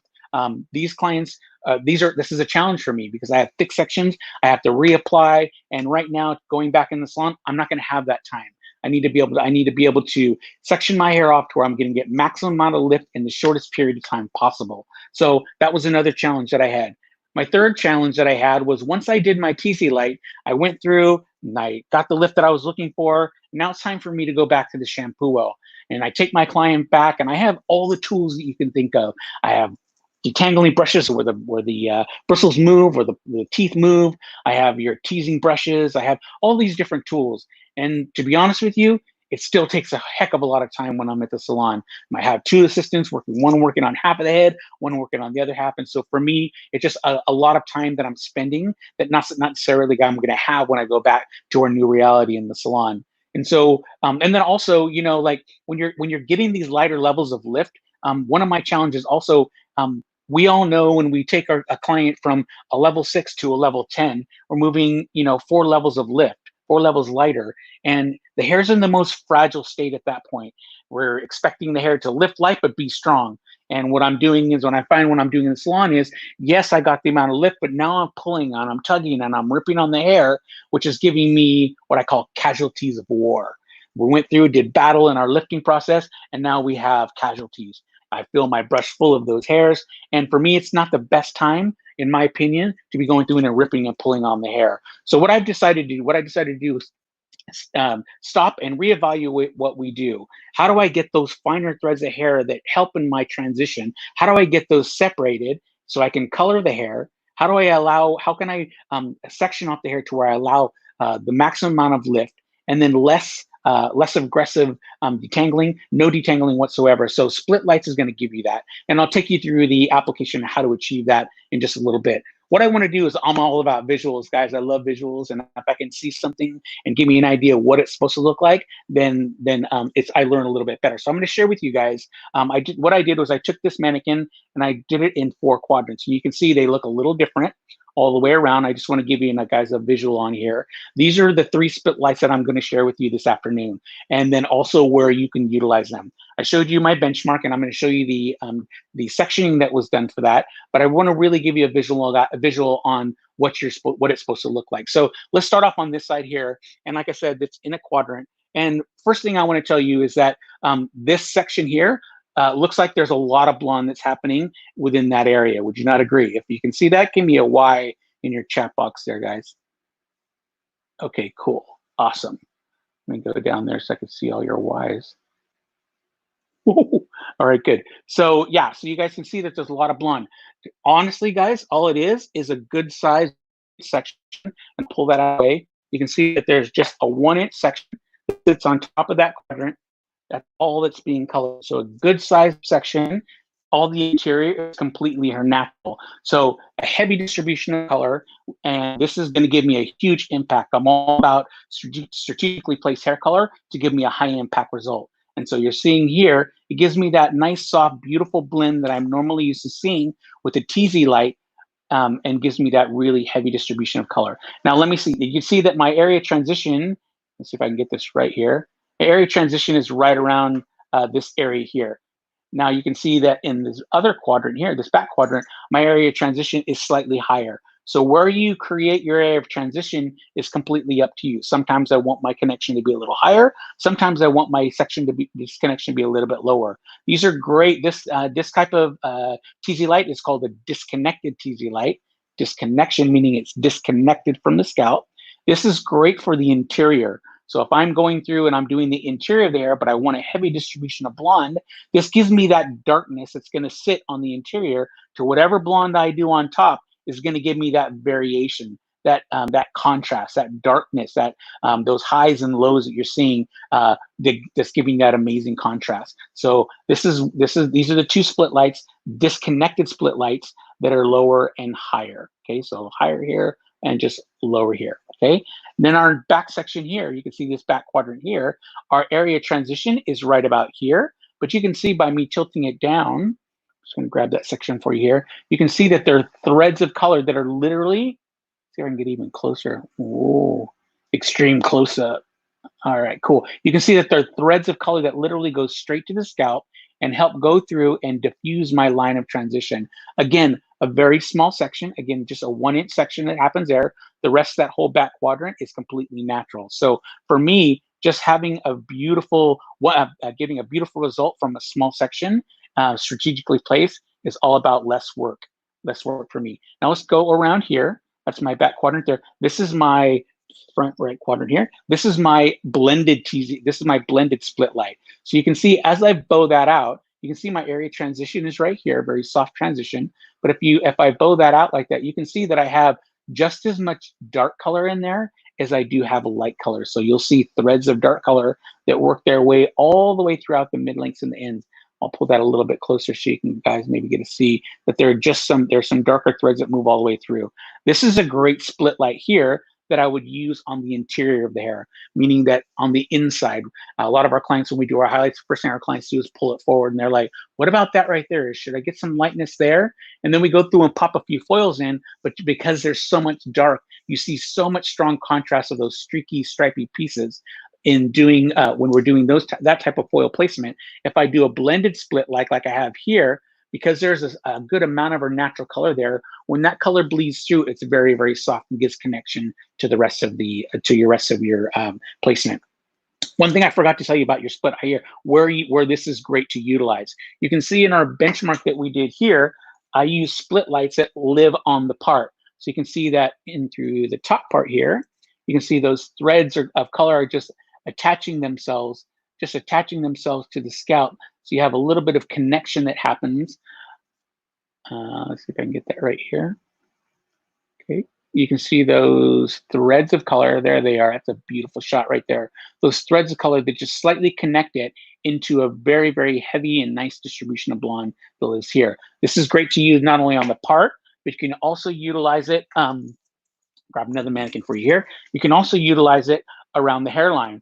So if you want to connect with threads of color that live around the hairline, whether it be in through the top part, into the front part, those threads of color are literally going to connect the hair, your brighter hair color, to the scalp around the hairline or on the part that you see there. This is just the same placement that I did on Jesse's shape. It's just it's just a longer version of it. Here's a good idea. Here's a great idea to show you here too. There's this show you that. You can see these are the split lights that are melted into the back there. You can see just a beautiful soft transition through the interior. These are our blended split lights. Connected split lights through the top part, connected all the way around the hairline. You see it's connected around the hairline there. So you have visual connection with those threads of color. And so these are the things that these are the split lights that I utilize and where they actually will happen. So let's talk about the shape that Jesse cut, because I love this shape. Jesse talks about a classic shape. This is probably the majority of my clients that come in have some type of version of this haircut. And I love the invisible layering. To me, it's all about movement and texture, and to have that invisible layering that Jesse was about, for me, it excites me first because I want to emphasize what he's talking about. You can see here, we have some connected highlights. You could just connect split lights that are running through the top part here. We open that section up there. I'm going to open it up for you. You can see we have through the interior, we have some disconnection that's happening there. So a lot of deep color that's happening there that melts into strong blonde on the ends here. And then you can see in through the back part here, we have blended lighter color that happens in the back there. Let me get my comb here so you can see that. It's very, very blended color. Still see that lightness is coming through there, very, very soft, but and nice transition that happens throughout the top part here. But you can see it's less intense blonde that's coming through that bottom part because the blended split light has natural that goes all the way throughout the lengths, as opposed to the strength of the blonde that happens in through the front part there. So those are the split lights that I want to share with you this afternoon and where they're going to be. Just for sake of time, guys, like I was telling you guys before, just for sake of time, I have already started like a cooking show, Andrew, and I've started already foiling one half of the head. So I want to show you what we've already done here. So we've already done our diagonals here, our horizontals here, and our blended split light here. So these are the ones we've already done. Before you jump into your technique, I just want to tell them about the contest for your segment so that they have time to send the messaging in. So you guys have an opportunity to win the 8-piece comb set, our reversible cape, which is silver on one side, black on the other, a set of the dry sectioning clips, plus what I love and I'm super stoked on is the pivot point tripod. This is the tripod that all of us use. We beat the crap out of our tripods and they last forever. So the opportunity to win this tripod is so cool. Amazing. And then they're also going to, I know you're going to talk about the Shades EQ matte color, right? That's what you're talking about with your toners. So I won't get into that, but you have an opportunity to win those as well. Yeah, like we have some opportunities, some discount opportunities for you guys also for Shades EQ 10s. Those of you that are using Shades EQ 10s, you know they're amazing. They're amazing for toning at lighter levels, everything from violets to silvers. So yeah, we're going to be, there's a offer that we're offering with the 10s. I believe it's buy one, get one free 10. If you buy Shades EQ, you get the 10 series for free. Also, they're talking about, I'm going to be using a lightener. My product of choice here is Flash Lift Bonder inside, and I'm going to be using a 30 volume developer to get me maximum amount of lift. They're also offering these Salon Centrics, offering you 25% off all lighteners. So dive into those guys. I know when I go back to the salon, also 20% off all permanent color. You can get 20% off of those. I know that I'm going to be putting an order in because I open next week. So the more I can save, the better off I'm going to be. So take advantage of those guys. And that tripod, forget about it. Are you kidding me? You can never have enough tripods. That way, when you're on San Via, you can have your tripod, get your mannequin head that you're going to get from Jesse, and join in, and nothing like doing to learn better. So, all right, so you can see here that I went ahead and parted this off. I used a long-haired mannequin here, so you guys can see not only how to apply it. I'm going to lower that so you guys can see it a little bit better. Okay, good. So now, and I'm going to move that just a little bit closer for you.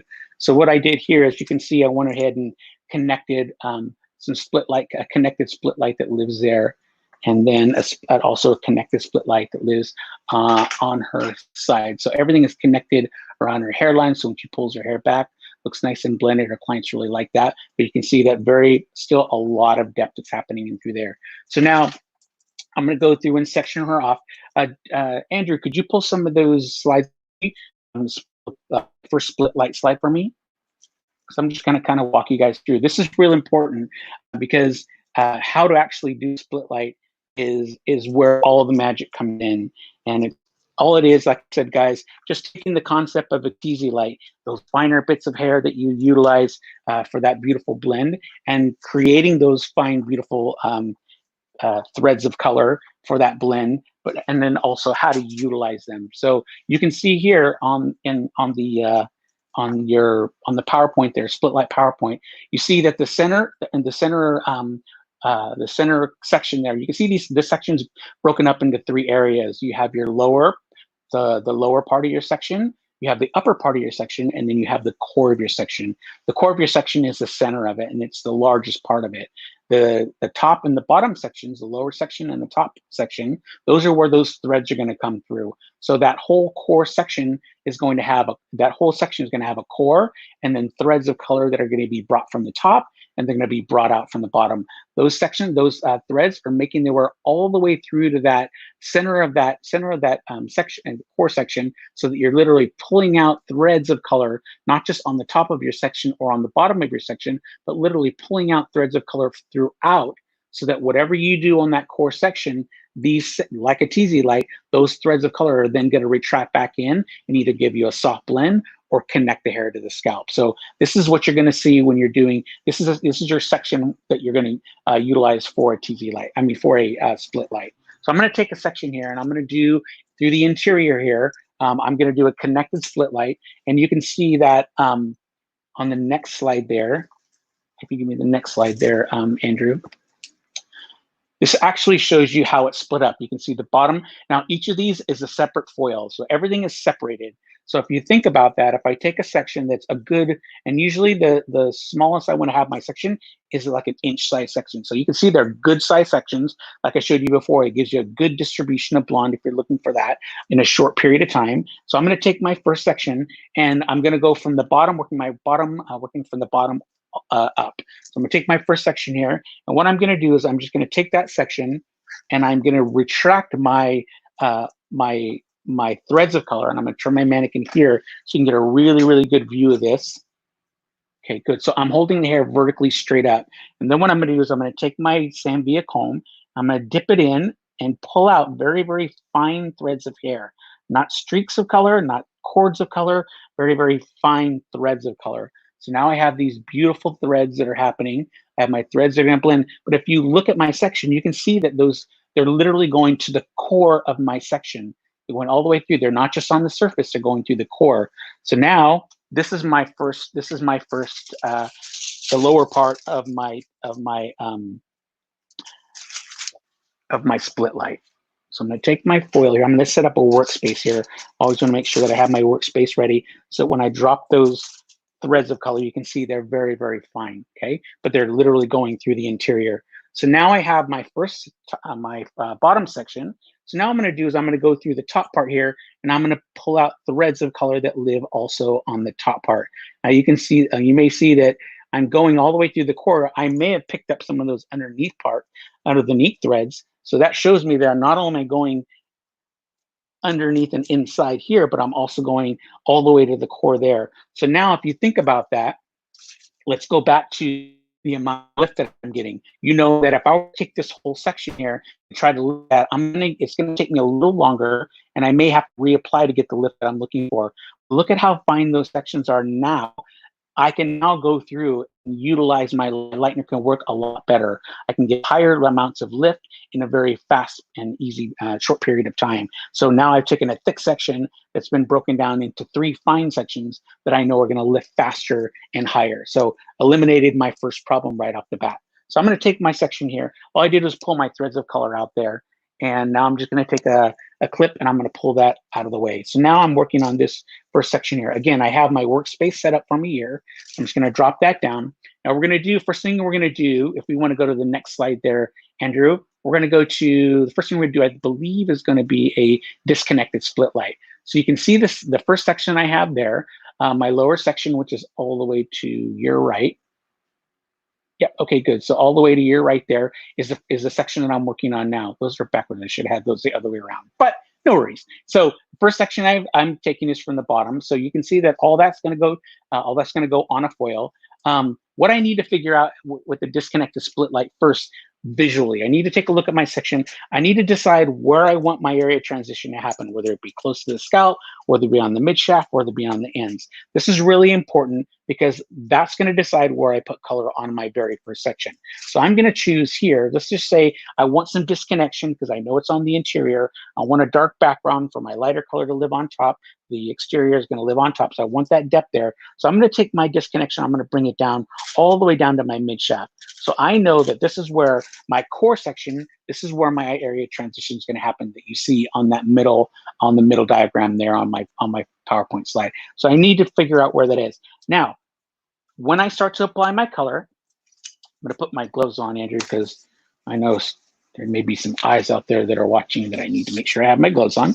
So I have my gloves on, and I need, like I picked my area transition. So now what I want to do is I want to go through and I'm going to apply my color below that area transition. So I'm going to start way below. I'm going to start applying my color and make sure all those ends are brought in. So make sure all those ends are brought in there.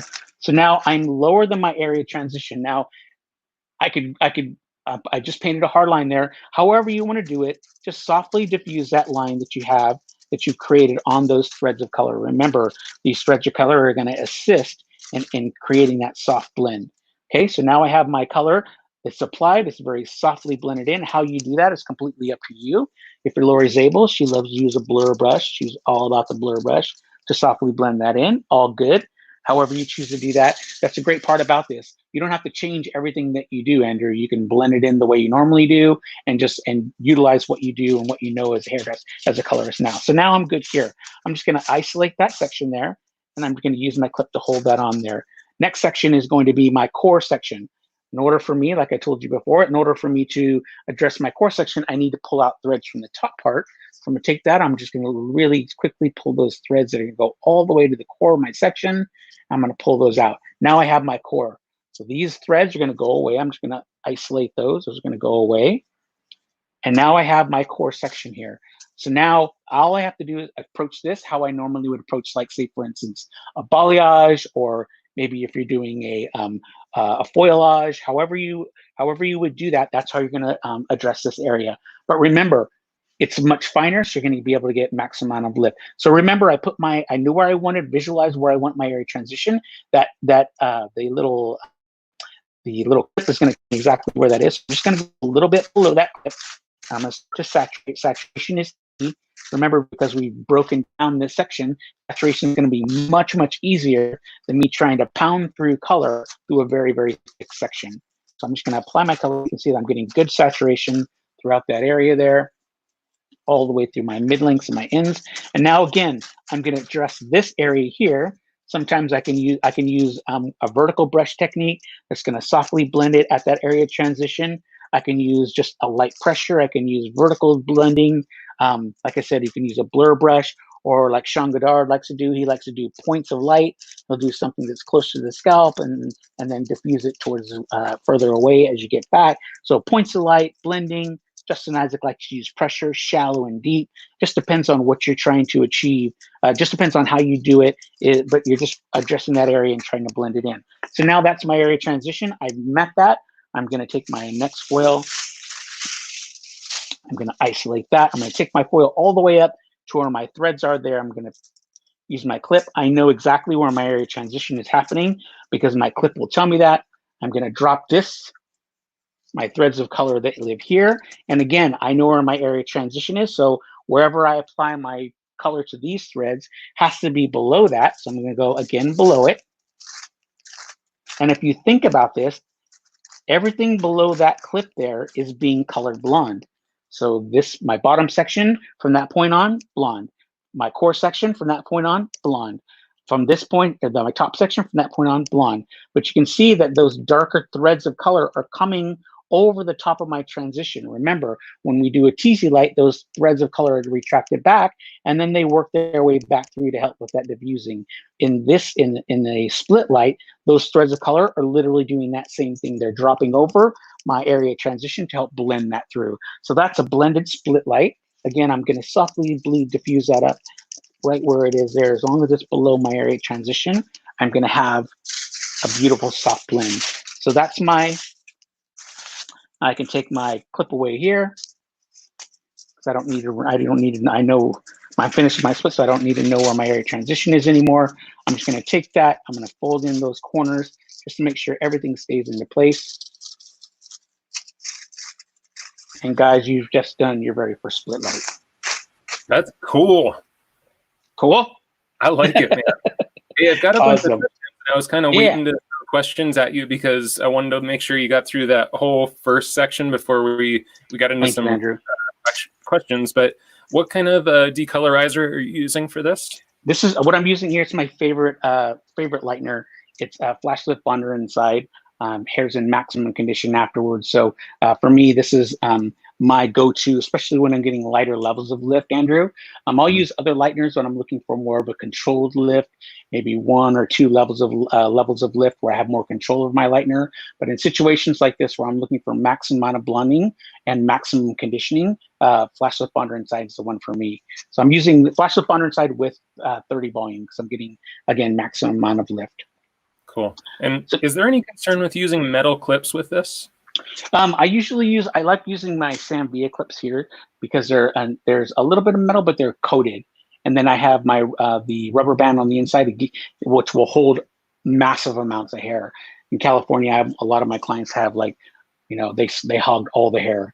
And so these clips are amazing for them. But yeah, whenever we talk about using metal clips, as long as you're not, if you're using a metal clip, cool. Because I love using the color clips, these color clips here. These are coated also. I don't know if you can see those, but they're just our traditional color clips. The what are they called? YK or YSL? Yeah, these are the YSL clips, but these are coated with they're matte, so they're coated. So, but as long as you're not putting these clips on the color or in the color, I wouldn't worry too much about it. If you're using them to hold your foils on or to hold the hair out of the way, as long as your metal's not getting incorporated with your color, you're good to go, Andrew. Great question. Will you be talking about retouch on this at all?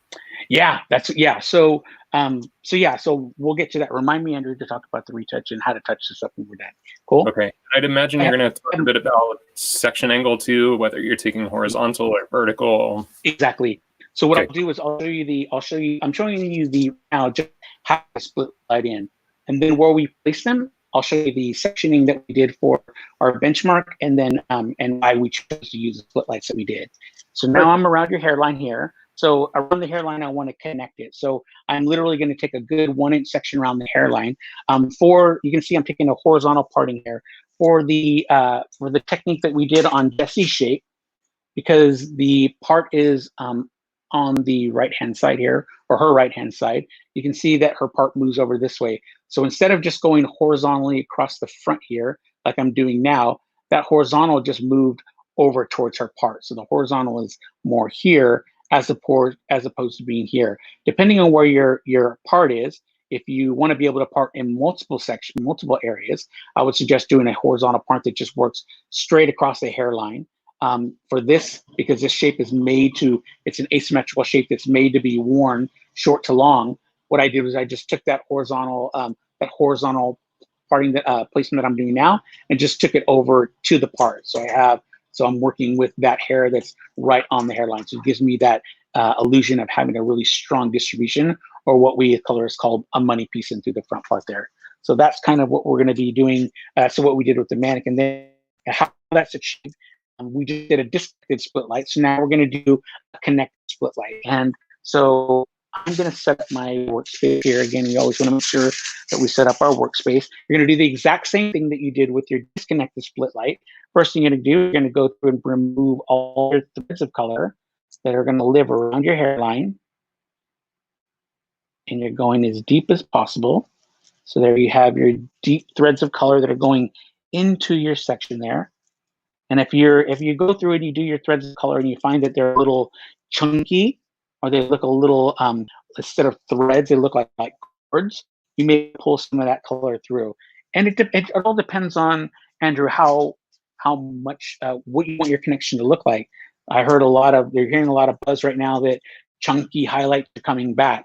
If that's your game, if that's what you're looking for, the threads of color that you're pulling out can be chunkier, so that instead of getting connection with your threads, you're getting connection with cords or larger pieces of color. So it just depends on what you're looking for. But as long as you're pulling those threads or those cords out from within that section, you're good to go. So now I have my first section here, and I'm going to take this foil, and because we're going to be connecting it, all I'm going to do is take it straight to the hairline, and I'm going to be applying my color all the way to the scalp, so it's completely connected all the way across.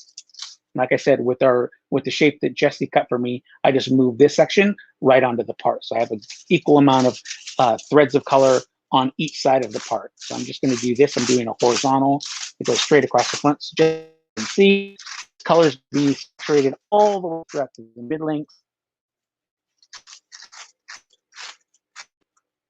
Take my ends, pull those ends in, making sure that you're getting good saturation all the way through.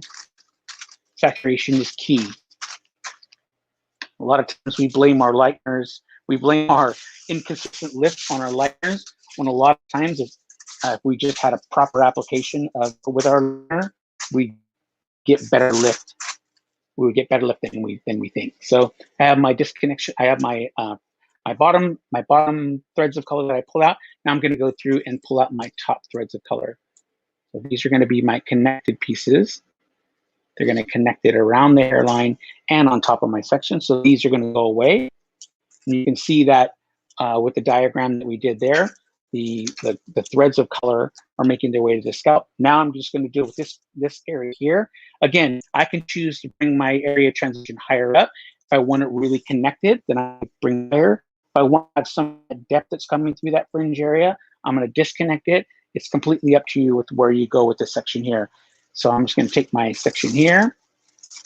And with our disconnected split light, it was really important that we knew where our area transition was so that we can have those threads of darker threads of color come through there. So it's really important that we knew where area transition is here with that section, with that split light, with the disconnected split light. Here, it doesn't really matter because the threads of color are going all the way to the scalp to help connect this section all the way through. So you can see that I took this section here, just disconnected it about 3 inches out.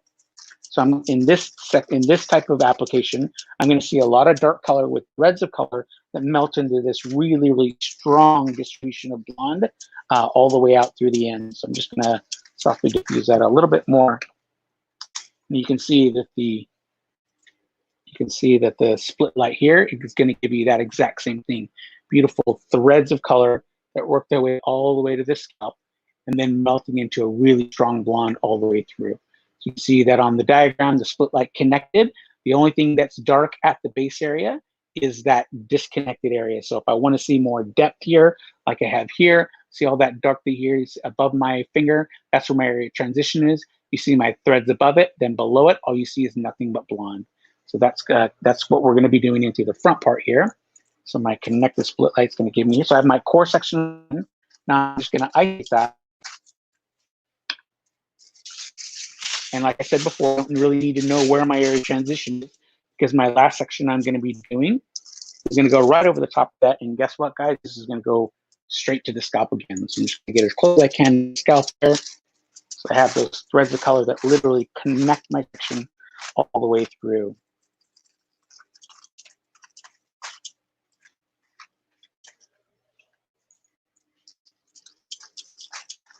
Now, if I'm looking for a really strong distribution of color through the front part here, I may want to take 2 back-to-back split lights.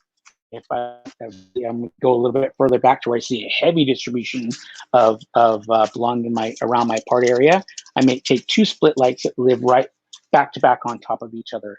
If I want to incorporate some of the natural color, even more than that's going to happen here, I could take my sections that I've done. I did my split light here, and then before I go into another one, I could drop some hair out so that I have a little bit of hair that's going to add even more contrast all the way throughout. So I have a split light, contrast, and another split light. So it just depends on you how strong you want that front part to be. Notice that I'm also using. I'm using open foils. This is really for me. This is really important when you're dealing with split lights because I know that whenever I'm, especially in the salon, and I'm in a hurry and I'm doing my traditional type of foiling where I use packets. I notice that the more, if I'm looking for a max amount of lift, especially those really, really light levels above a level 10, every time I fold my foil, I run the risk of pushing away color and getting an area that doesn't lift quite as high. So by utilizing foil here, not only can I go back and take a look and see how my product is lifting, I can also go through and reapply if I need to. But because my sections are nice and fine, I'm not really too concerned about it not lifting high because I have a very, very soft, the split can split up into very fine sections. I'm gonna take my next section here. And this is now I'm working my way towards the part.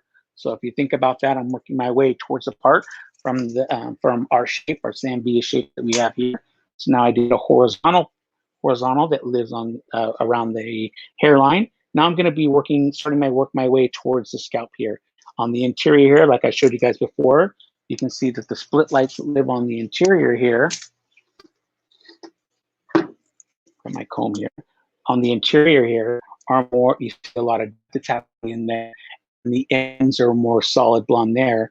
As I start to work my way through this top part here, again, if I pull that back, you can see that there's just 1 and 2 foils that live there, one on the round and one on the part. So, but just by utilizing strategically placed foils, you can see I get maximum distribution maximum contrast when the hair moves. And you're going to see once we get through with our application here, you're going to see that when Anna starts to finish this, put some texture into this, you're going to see how that depth comes into play and how it's crucial when you're doing split lights. George, would this be a good time to throw some questions at you? Yeah, send them, Rick. Send them. All right.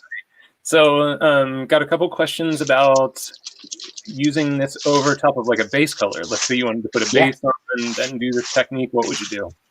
So it just depends on what I want my end result to be, Andrew. It's a great question because we have different situations when we're in the salon. A lot of times I have clients who are coming in who have gray coverage, that need a gray coverage. They have a gray coverage situation. Sometimes I have clients that want to see lighter color like we're doing here, but they don't want to see it a platinum blonde. They just want maybe 1 or 2 levels of lightness. If I'm looking for minimum amounts of lift, if I'm looking for more like movement, 1 or 2 levels later, then I could probably do that at the same time. Doing my touch-up, I could do that at the same time. What I would suggest is when you're doing your touch-up, making sure that you're only keeping the hair on the regrowth area, and then you're going to have to leave that point on. What I would suggest, and just as for me to you guys out there, I would get your split light down first before you start to complicate it a little bit. What I don't want to happen for you guys is you to try this out for the first time. I would do it on a mannequin first. Try it out here. Get your rhythm. Does rhythm? You're breaking your section up into 3 areas. It does take a little bit of a rhythm to get used to, so you can take your time about getting the technique down. Then once you've perfected the technique, then you can start to alter it and go through and say, okay, let me put a touch up here. I can control it. I know what I'm doing, and at that point, you're good to go with doing it. But you can take it either way. It just depends on what your end result is, what your end result you're looking for. Andrew, that was a great question. Thank you for that. And there was also a question about preventing some bleeding at the base. I think that was one. Okay, good. So you really want to make sure that when you're putting the foils in, and I can't show you on this one here, but I'll definitely show you on the next one. Whenever you're putting the foils in, what I normally try to do is I use a technique that I was shown when I first started working with Redken, to how to fold my foil up over the top of my comb, so it always gives me a lip to secure, to allow for movement of my section. So I'll show you here. If I have my section here and I go through and I take my foil, I have my threads of color that I'm going to be connecting here because it's connected split light. I'm going to lay that and push it over the top of the comb. So it allows me that little bit of play or a little bit of that I have if my foil moves at all. I'm going to apply my foil here, and on purpose, I'm going to move this so you guys can see save stuff when it comes to if you're ever in a situation where the foil slipped a little bit and started to move, and that's where those mistakes happen. That's where those challenges happen. Those unexpected outcomes. Oh my God, my foil moved a little bit. I wasn't aware. Pushing hard, it slid down. So let's do that on purpose. So let's pull that down. Oh my God, my foil moved. Now this is where I'm gonna get my my area that may have a tendency to bleed. So what I'm gonna do is, if that happens, I'm just gonna take my foil, I'm gonna put my foil on very lightly to the part I covered over the top of that area. Then I'm just gonna take my foil, I'm gonna lift it up, very gently lift it up, and you can see that my lip here, because I moved my foil, you can see that's where the color is. It's right there. That, if it goes on the top of the previous hair, that's where I'm going to get my bleeding. So I'm going to take that, lift my foil, and push that back down and just lay it right over the top. So now if you look at that, I've now pushed my foil back underneath the area that I was worried about, and now I'm good to go. So if you find yourself in that area, if you find yourself in that situation, that's a good way of bailing yourself out. Great question. So I did my second split light here. So I have a split light happening here. I have a split light on the interior. This one was disconnected. This one is now connected. So I'll just work my way with one more section on the part. Where are we at with time? Okay, good. I have a little bit of time. I want to show you guys the last and final split light. And I told you guys where it would work best. It works best on the interior. It's the most blended split light, that we do. But it's definitely a split light that we can utilize. If you want to throw those sectioning, there it is right there. Perfect. So you can see that it's the same. You split it up the same exact way.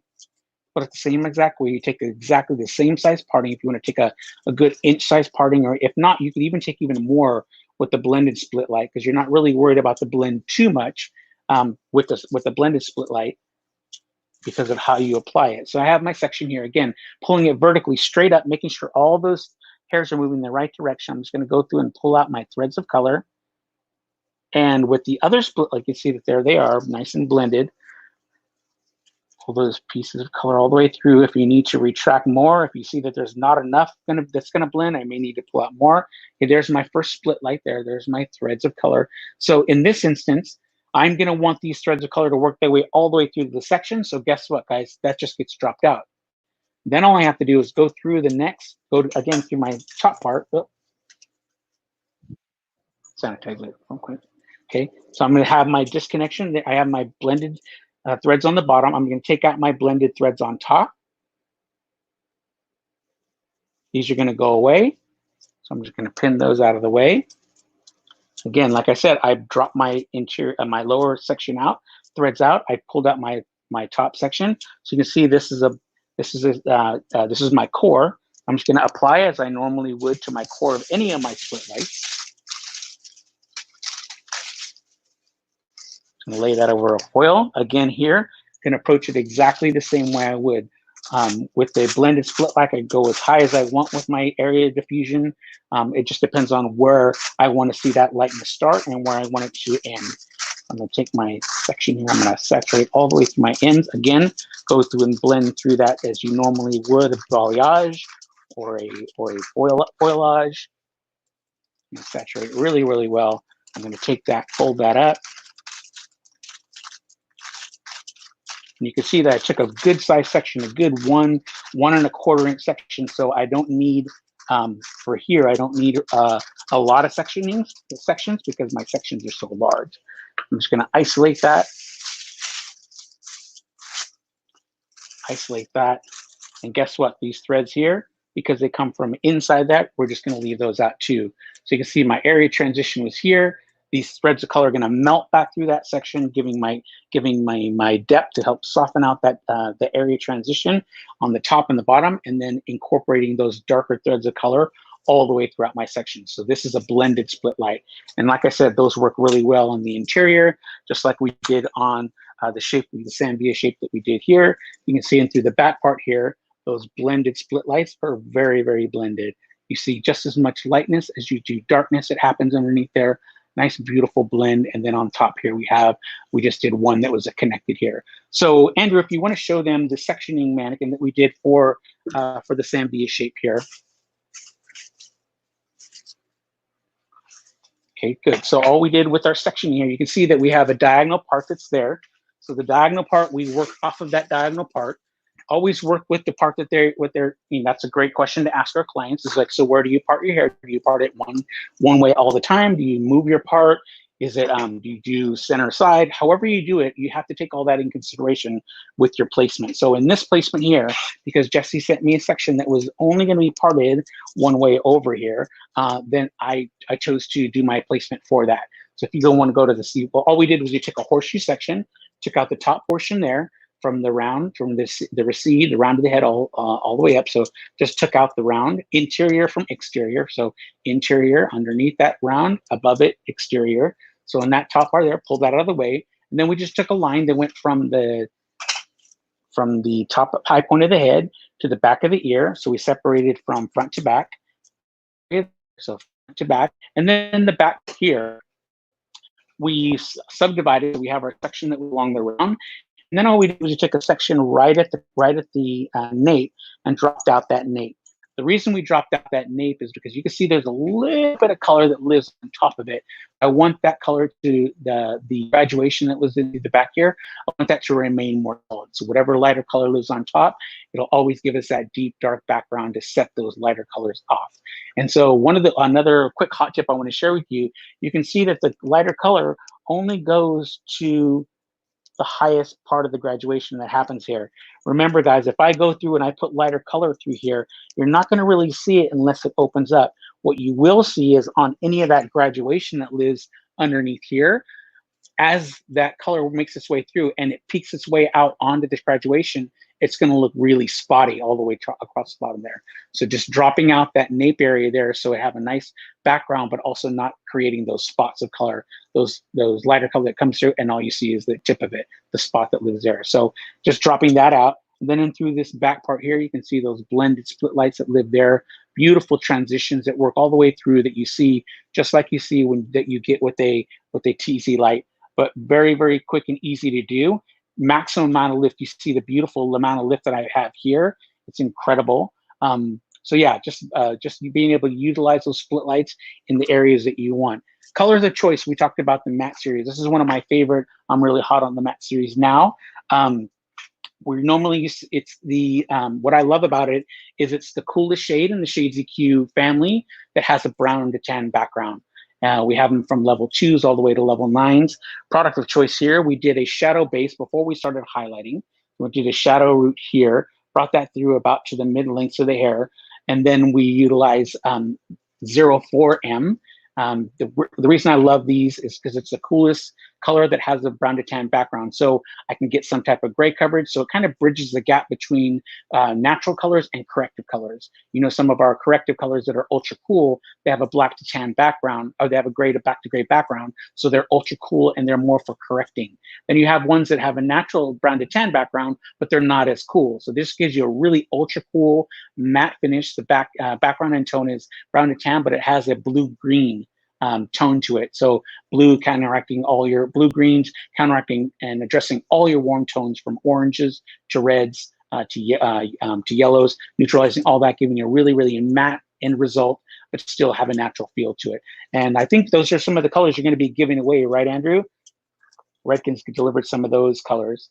Overall tone, I utilize 09M, 09M at a lighter level, equal parts crystal clear to 09M.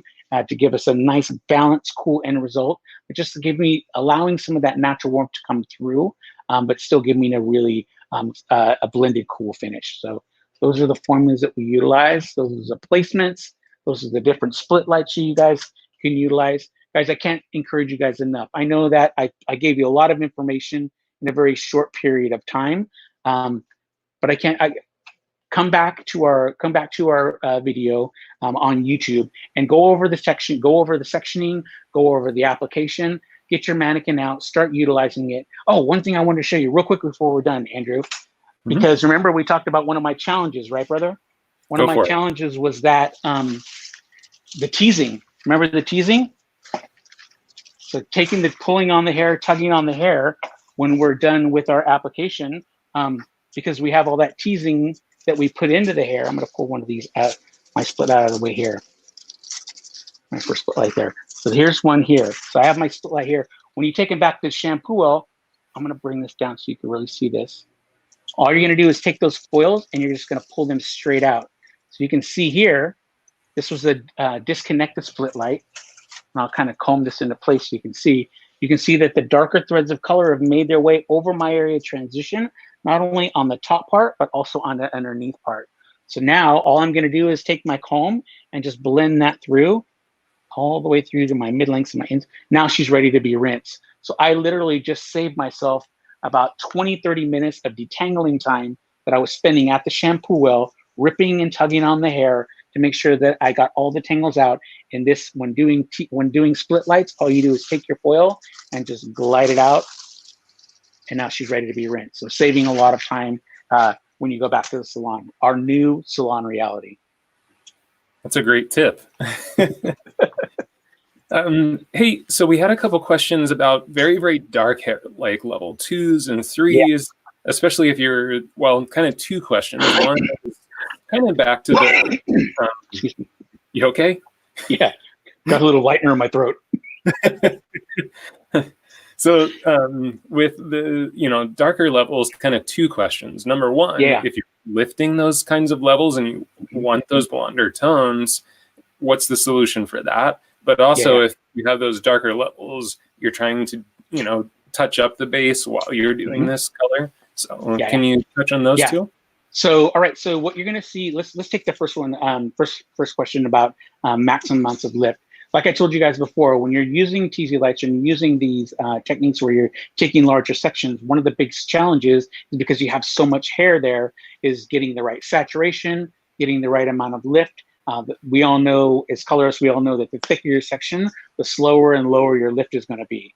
So by utilizing split lights, I'm still using those large sections to give me the distribution that I'm looking for.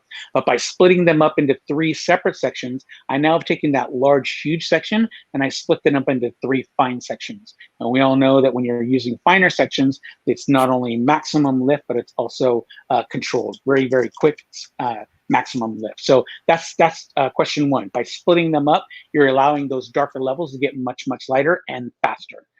Second part of that question was, how do I touch it up? So let's say, for instance, you're going to see 2 things. All you're going to see is that your area transition is going to move down and your threads of colors are going to move down. So you just need to figure out what you want to do. A lot of times when I, like, say, for instance, our look here, when she comes back in, I'm really not going to have to worry about, unless she wants to see more blonde color on the interior there, I'm not really going to have to worry too much about the interior unless she wants me to add more blonde to it. If she's good with that, what she's really going to have a problem with is these threads of color that have grown out. She just needs those touched up. So a lot of times, Andrew, instead of having to do my maximum amount of foiling that I did, which with split lights, it's really not a lot, but the maximum amount of foiling, I may go through and just put 2 foils apart, and just put in the threads of color, because those threads of color are going to start to disconnect. Put in the threads of color to kind of get that visual lightness that's going to touch up for our touch up. And then if the blondes here that I like, I'm good. If I want to add more lights here, I would just go through it, relighten the core. So you're approaching the exact same way, but you're looking at the shape, trying to figure out what it needs. Does it need to be connected? Does it need to add more blonde to it? So it's completely up to you and your client to figure out where you want to take them next. Yeah. Sometimes I think we get a little caught up in the retouch process because we think we need to kind of like touch every piece of hair that we did the last time instead of just thinking of it as like, okay, it's just a fresh palette. What do I need? Exactly. Because it's the same. What am I not seeing now that I was seeing before? And how do I use a technique in order to address that? You're right. You're 100% right, Andrew. It's like with design. Sometimes my client comes in and they're like, well, I like my length where it is now. I'm not going to go back in and recut it to the length that I did prior to yours. That's going to read everything. Length, I'm good. I may check the ends, dust them a little bit, but I really want to touch up the layers. My layers are grown out. So I'm just taking it client by client. Not a cookie cutter haircut, not a cookie cutter placement. Taking individual things that they're not seeing in your color now that they were seeing before, and how to address it. Cool. And with your application, like within, let's say you're working through the side sections, are you kind of working here, then going to here, or are you just kind of working up the head? So you work your way out, and it's always good to have a plan of action. You know, Andrew, for me, it's like I need to see it not only visually where I want the color to, what I want the color to look like, but how I want it to affect the shape. So, and also working strategically. So whenever I'm working, it's always working from the interior up. So I work through from the bottom down, whatever I'm doing on the underneath, whether it be a blended split light for the back, whether it be connected split light, disconnected split light for the interior on the sides. I address all of that first and then move to my sections on top, as opposed to me putting the top sections and then having to fight those, pull them out of the way and have to work underneath them. It's just better to work strategically, working from the bottom up. So, and have a roadmap, you know, like what split light am I going to put where and why? Always have the why behind it. If it's disconnect, I'm putting a disconnected split light here, so I have some depth there. I'm putting connected split light here because I want to connect it around the hairline or on the part or on my money piece. In the back here, I want to blend it. I don't want to see it really streaky, but I do want to see some lightness there. So already having a general idea of where I'm going to be putting my split lights and which ones I'm going to use for that area. Very cool. Yeah. Hopefully that answers your question, Nancy. I think that was what you were asking. Thank you, Nancy. All right, brother. So now we get to give away this awesome kit of goodness. So yes, I can't believe it. A clip. The tripod.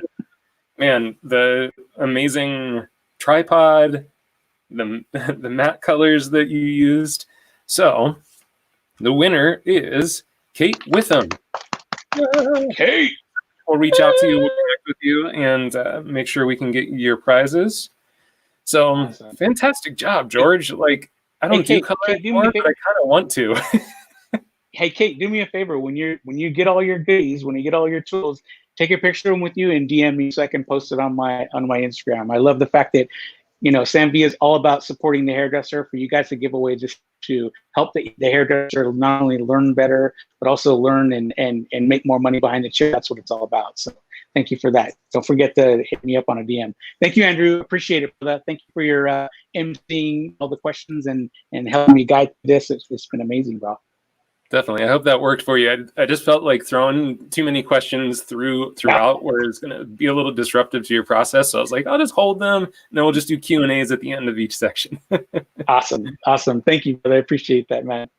Cool. Do you want to try and hand the mannequin head to Anna? Where you at, Anna? Where you at? Okay, so yeah, where you at, Anna? Here's the head.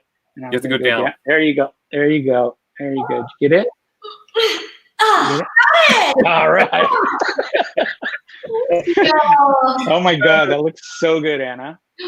Look at all. See, that's what I was talking about, Andrew. Look at all that dimension, all that texture, that contrast that you're seeing there. Just very strategically placed. I love it. Looks beautiful, Anna. George, All right, brother. I We're love going this to let you go, and we'll have you back on for some closing remarks right at the end. All right, I'll be in the comments looking for you guys' questions. Thanks, dude. Hi, Anna. I'm so excited to see you do some styling and finishing. So to kind of continue this story, where are you taking us with the styling and finishing? Awesome. I'm excited about styling some short hair. You know, I'm always doing long hair, and when I heard Jesse was going to be doing a bob, it resonated so much because I've been hearing a lot about, you know, this era that we're in, the 20s, and the bob originated in the 20s, 1920s. And so there was the women's revolution happening and the 19th Amendment and prohibition and all these major changes happening in the world. And so here we are again in the 20s with a lot going on. And I see a lot of bobs in our future. We're seeing it on celebrities. And yeah, I'm just so excited to be doing that and really just honoring the client and where they're at and where we're going with them, and making that something that is sustainable, that's easy for them. And like Sammy always says, you know, just really bringing that value to them is what we can give them as a luxury right now. Yeah. Totally. All right. Well, have some fun. I can't wait to see what you're going to do. Thank you. Hello, friends. I'm so excited. Thank you all so much for joining. It's so great to be here again live with you all. You guys, we have the best followers and friends out there. You guys are amazing, and we love being able to connect in this way. It's so convenient and so easy. So I'm going to be doing styling today, and we're finding ways of working with this bob, this really classic, beautiful shape and cut. And I just love what Jesse did with it, with those soft ends, with the blending shear. And I love the color, George, that you created was so beautiful and very fun to do. So I definitely will be using that in the salon in our future. I see that coming in very handy. So thinking of our client and where are they right now?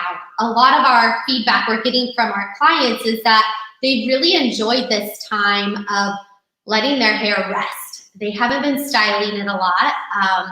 Their hair is long, it's not managed, the color is outgrown, so it is kind of a mess. But at the same time, they don't want to go back to being really high maintenance at the, you know, like with the color as well as the cut, as well as the styling. I think we found a new way of being and living that's a little bit more sustainable and eco-friendly. And yeah, there's that slide. If you want to pop that up, I'll go there, Andrew. That's an image of in the 1920s. Everything before that, women wore really long hair, and that's how they were perceived as feminine women, and beautiful was their long hair. And in the 1920s, that all changed with the big changes that were happening with women, and the bob came into place, and it revolutionized everything. And so we got the flappers and everything going on at that time. And so I just really wanted to honor that and where we're at today with bringing in a bob, giving it a little bit of that natural texture back then, working with new tools, new products, new methods, but still honoring that woman's natural hair type and how to work with that and how to keep the integrity of that and how to find beauty in that. Because I feel a lot of the time our clients are coming in and they feel they don't love their natural texture. And what we've discovered is they just don't know how to work with their natural texture. So here we are, we're not working on 3 clients at a time, we're working on 1. And so what we can give to that client is so valuable. And that's our attention, our professionalism, and talking about their hair and how to manage their hair and how to create this new beautiful style for them that's sustainable, that's easy, that's going to take them into the hot summer when people aren't wanting to do a lot of blow dry and they're not wanting to do a lot of styling. Honoring that, the health of their hair with protection and the right products. And so with this, we're going in and we are creating a natural texture. And here's the end result that I have created. I wanted to show you the end result first. And then I'm going to go and I'm going to show you how to create this. And then where to take it from there and how to really teach our clients how to do this at home. So the first thing I'm going to do, I'm going to set her aside and we're going to start with a damp mannequin as well. So we're going to start here with damp hair. I'm going to get her a little bit more moisture in there. And so new Salon Reality, we're opening our salon on Tuesday. There's a lot of changes happening and timing's different, everything's different, right? So my biggest concern was how am I going to make my clients feel this luxury experience when I'm not able to do the things that I was doing before? So I know in some places they're not able to do the blow drying. So here's a method and a way to give them that, still that quality and that value of a professional style while teaching them how to take that home and recreate it on themselves and touch it up afterwards, days later. So giving longevity with that knowledge as well. So before I go any further, I want to announce that we will be giving away a 1-inch 2-in-1 Marcel iron from Zambia. My favorite curling iron ever, and love the versatility I have with that, with the spoon removing and it becoming a wand. So love that. I'm so excited somebody's going to win that, as well as an Ingrid mannequin head. For a lot of the time I'm doing long hair styling. Again, today we're doing short, so this is fun and different. And then Redken color, which we love their color, and I love working with that every day behind the chair. So excited to see who's the winner today. Make sure you get entered. Okay, so before we get started, I'm going to go through and I'm going to use Redken's ringlet. So I have her parted, just how Jesse and how George worked with her part. The same part I'm going to be working with. I'm going to do about 1.5 pumps of Redken ringlet. I'm going to work this really well through my hands, and then we're going to just start raking that throughout her hair. Really making sure that we saturate all throughout. Don't be afraid of the product. It is so important in the end results and getting the finishes that we want. Whoops, get them back over there. Okay. Next, I'm going to use Redken's Wave Aid Beach Envy Volume. And so this is going to really increase the volume as well as the hold for these curls. So just spraying that all throughout, being pretty generous with that. Okay.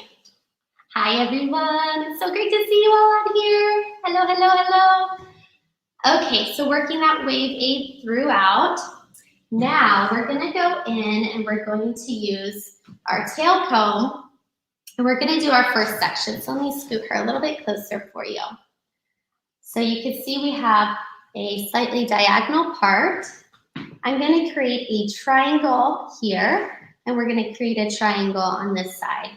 So first, coming from the corner of her eyebrow, I'm going to go to the high point of her head.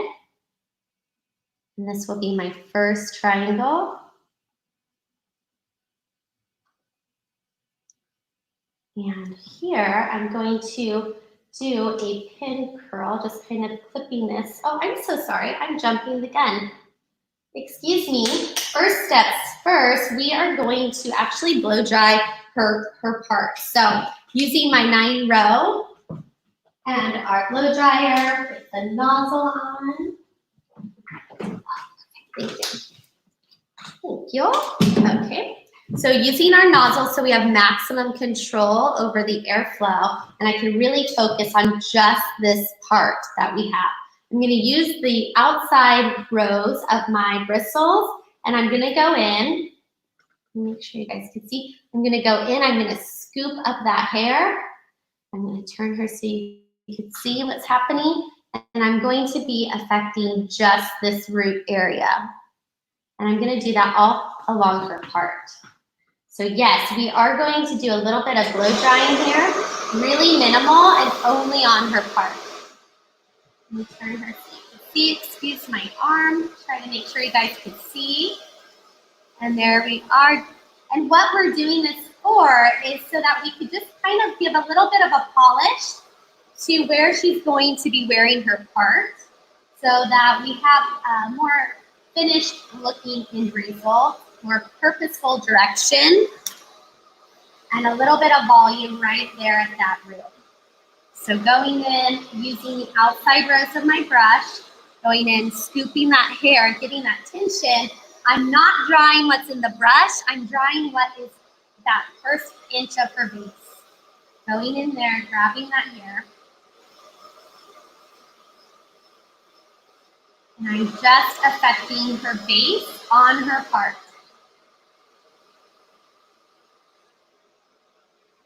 Making sure my other side is dry as well before moving on. Okay. Now we can get to the fun part.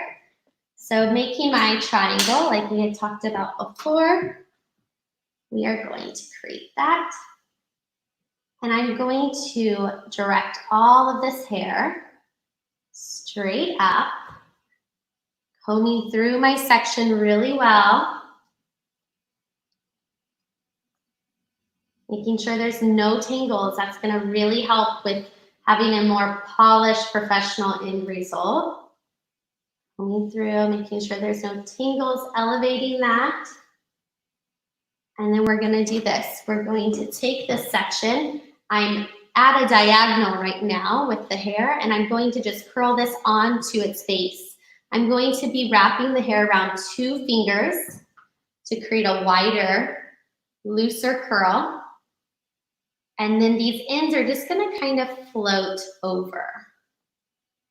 We don't need those really tight in there. I'm going to grab that clip. Now I'm using our Samvia dry sectioning clips. These are going to help a lot in decreasing any hard lines or creases in the hair. So as you can see, those ends are just kind of hanging out nicely there. Sorry, I'm like, which way? There we go. And that triangle is sitting right on top of itself. We're going to create one more triangle on this side. So imagine this triangle right here to the same high point. There you go. Combing that hair directly up, combing through. And then again, 2 fingers coming in and just wrapping that hair gently around, making sure the ends are smooth, but they don't need to be wrapped tightly within. It's giving it a little bit more of a modern finish that way. and then clipping that right into place. Okay, so those are our 2 sections, the only 2 you're going to need to clip right on her either side of her part. Now we're going to go through and we're going to start to create the twists that are going to give her all that natural curl. Now, Andrew, I don't know if you know the specifics on Lydia and her hair texture type exactly, but we were able to get some amazing curl with this. So, do you know? I love when they come in and I'm like really big. So we chose actually Indian hair specifically because it had some texture and movement to it. So you have a selection of Chinese hair or Indian hair when you build out mannequin heads. And so we went with the Indian because specifically we wanted something that had a little more texture to it. Awesome. Well, it curled beautifully. And, you know, she doesn't have really naturally curly hair, but it curled up really nicely. And so I'm excited about this technique and using that. So when we're working on our shallow side of our part, I have a lot of ringlet on my hands, as you could see, just really kind of coating my hands as I go through here. I'm going to just take organically picked up sections of hair. I'm going to saturate each section really well with the product. And I'm going to just start to twist that away from the face on the shallow side. So everything on the shallow side is moving away, as well as in the back, it's going to continue in the same direction. So just going through, grabbing these organically picked up about 1-inch sections, twisting and really coating that hair with that ringlet. Now, as we move into the summer and the heat, this is going to feel really nice for our clients to take this technique home with them and utilize it at home. As we move to the back here, we're going to break this up into some sections so that we have more control and more intent with where we are twisting. So we're going to just do from the occipital bone down. I'm going to clip this hair out of my way. And here we're going to just continue twisting the same direction. Again, I'm going back to my palms to get more product on my fingertips as I go through and just start to twist. Organic. Anna, can you remind us what product you're using? I missed it. I apologize. Yeah, no problem. So I'm using Redken's ringlet today, as well as I had sprayed previously Redken's Beach Envy Wave Aid, Beach Volume Wave Aid. So applying a little bit more ringlet, you want to make sure you have enough product on your hands. I'm not worrying about these little tiny hairs down here at the bottom. You're not going to get much twist out of those. We're just picking up what's we're able to grab and we're able to affect. Going through, everything's twisting the same way here. You're just making these nice little coils of curls. Okay, we're going to drop down our next section, the back area of her head. This is that kind of flat area that you'll see right there in the middle. And again, just doing the same thing. You could brick layer this, really making sure you have enough of that product on each twist. You should be coating that hair each twist that you're doing. And so this is just going to, if they have any natural curl to their hair, this is going to be a really great way to encourage that and kind of control it a little bit. If they don't have any natural texture, for me, I have zero. Only if I don't brush my hair out when I get out of the shower and I go in and I sleep on it wet, will I get a little bit of bend. So for me, this technique works wonders on someone with fine, straight hair like mine. So now that we're through this top crown area, we're going to do this in diagonal sections. And the reason why we're going to do that is it's going to eliminate any hard separation lines through that crown. And it's going to give it a really nice lane pattern. So coating that hair. Again, I'm gonna get some more ringlet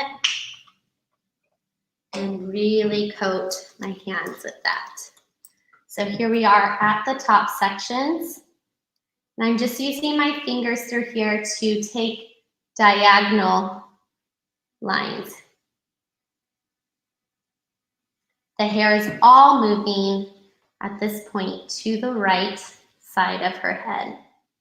I'm going to split this into two. The smaller the sections, the tighter the curl. The larger the sections, the looser the curl you're going to have.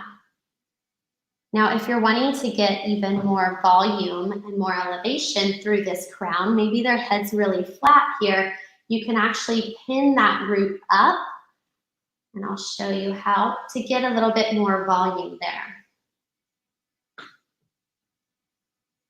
Coating that hair really well, making sure to get enough product. Kelly has a question. How do you explain to a client how to style the back of their hair? I have a hard time myself.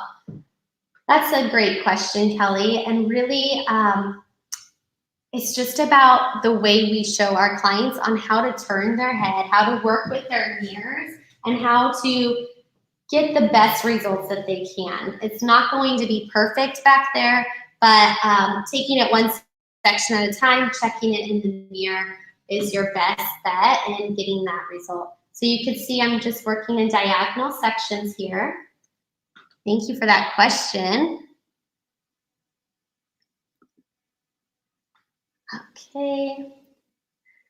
Amber has a question. Do the diagonal lines on the crown section depend on the direction side of the part? Yes, great question, because these are moving in a diagonal back, and so they are moving with the same movement as the hair is twisting. So that is a wonderful question. Great observation. Anna, does this work on longer hair, or would there be anything different you'd do for longer hair? Yeah, so for longer hair, you're gonna want to maybe isolate this crown and clip these up. So I would curl these on top of each other and maybe just do a little pin curl for those to dry with more volume and more lift.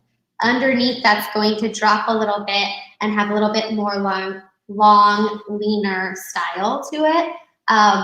But as we know, with the longer hair, it's going to really pull down those curls. So if you're looking to work with longer hair and you want to make sure that you get enough variation in the texture and in the curl, try pinning some of those into, like on the crown, into a pin curl and letting them dry with some more volume at the base. All right, oh, there's a little string. That means somebody had a break. So when they put those strings in there, it's when they go to take a break and then they know where they're coming back to. And what I love about Pivot Point is that they are ethical with the way that the mannequins are made and the workers that are making them. So I get excited when I see those strings, knowing that somebody got a nice little break, which they deserve. I don't know how they make these things. It's amazing to me. Okay, here we are now on the deep side of our part, and we are now curling everything, twisting it towards the face. So I'm going to break this into two sections, right at the round of her head. I'm going to break that up. I'm going to clip that out of my way.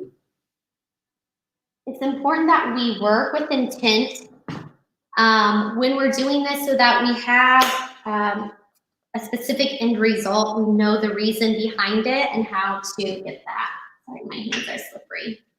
Okay, more product, of course, going through and breaking this into 1-inch sections. Now we're twisting this hair towards the face. So you would see in the 20s this kind of like real glamorous heavy side with the big wave, and then the rest of the hair is going the opposite direction with the curl. Sometimes you see that in those bobs. So just kind of creating something like that. Whereas nowadays we're seeing more of this curl techniques moving away from the face. So I wanted to bring something in a little bit more towards the face And really based off of how your client's face shape is, you can manipulate this style to work with their face shape. So maybe they have a square face shape and we want to create more volume through the top and bring some softness in through her jawline. So going towards the face with those front sections and maybe pinning the whole top area for more volume would be a great option for someone with a square face shape wearing this style. All right, my last section here, really coating that hair. Okay, Brittany has a question. How do you blow dry curly hair without it getting frizzy? Even with the diffuser, it'll sometimes still be frizzy, and even when I have tension. I hear you, Brittany, and I think you're gonna love this technique because this has really eliminated that. I'll show you right now with the diffuser what we're going to do, and it's incredible how well it holds the curl without creating a lot of frizz. Another thing is getting enough product on the hair, and the right products are so important to eliminate that frizz as well. So when we just twist the hair like this, and say our client did this at home and they're just going to air dry their hair, that's a great option, especially moving into summer. Maybe they don't even want to diffuse. We could recommend Redken's no blow dry for that effect. So this is going to enhance their natural texture and speed up the natural blow dry time. So I love that product for when we're just working with air dried hair. So when we work with just air dried hair, also remember that it's going to hang, so it's not going to have as much volume. So the way that you see it right now might be even more relaxed when it air dries. So going in with the diffuser is a great option for increasing the amount of curl as well as increasing the volume. All right, so I'm just gonna pop on my diffuser. This is on my professional ionic dryer. And this is the dryer I work with all day, every day behind the chair. It is so light and it saves my body so much that when I pick up other dryers now, I just can't even believe the difference that I feel in my shoulders and in my back. So working with the diffuser, this is what's really going to help get that volume and not get frizz. Okay, let's see, is she on right here? Okay, so what we're gonna do is we're going to have our clients, the section where, the area of the head that we are going to be diffusing, we're gonna have them tilt their head towards that direction. So now her hair is hanging. I'm gonna go in low speed, and I'm just gonna go in and I'm gonna just hold that diffuser there. I'm not touching it with my hands. I'm just letting the diffuser do its job. I'm not moving it, I'm just letting it do its thing. You're gonna hold it there as long as you can until it's dry, and then we're gonna move to another area. So again, going in, scrunching that hair up into the diffuser and letting it just sit there. I'm not shaking it, I'm not getting my hands in there, I'm letting the twist curl up into that diffuser. Going back to the direction of the twisting towards the face in the front, the rest is away towards the face, or towards the face, sorry. So on the deep side of her part, the hair is all moving towards the face. On the shallow side, it is all moving away. So it starts on the shallow side, moving away from the face, and it continues the whole head going in the same direction with those twists. So on this side, you're gonna end up towards the face. Great question, guys.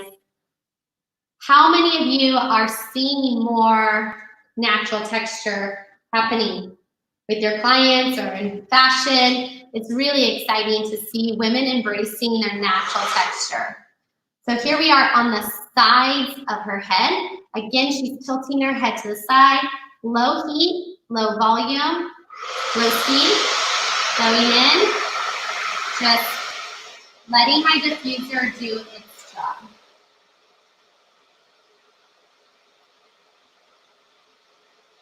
So what's great for this technique at this time that we're entering in the new Salon Reality, we're not blowing air all around. It's really low amounts of airflow happening, and it's just drying. So you don't even see other hair moving, which is going to be really nice. And or you could just let them walk out with these twists, and if you don't do any blow drying at all. So just going in, diffusing, and let it just sit there and heat up and dry.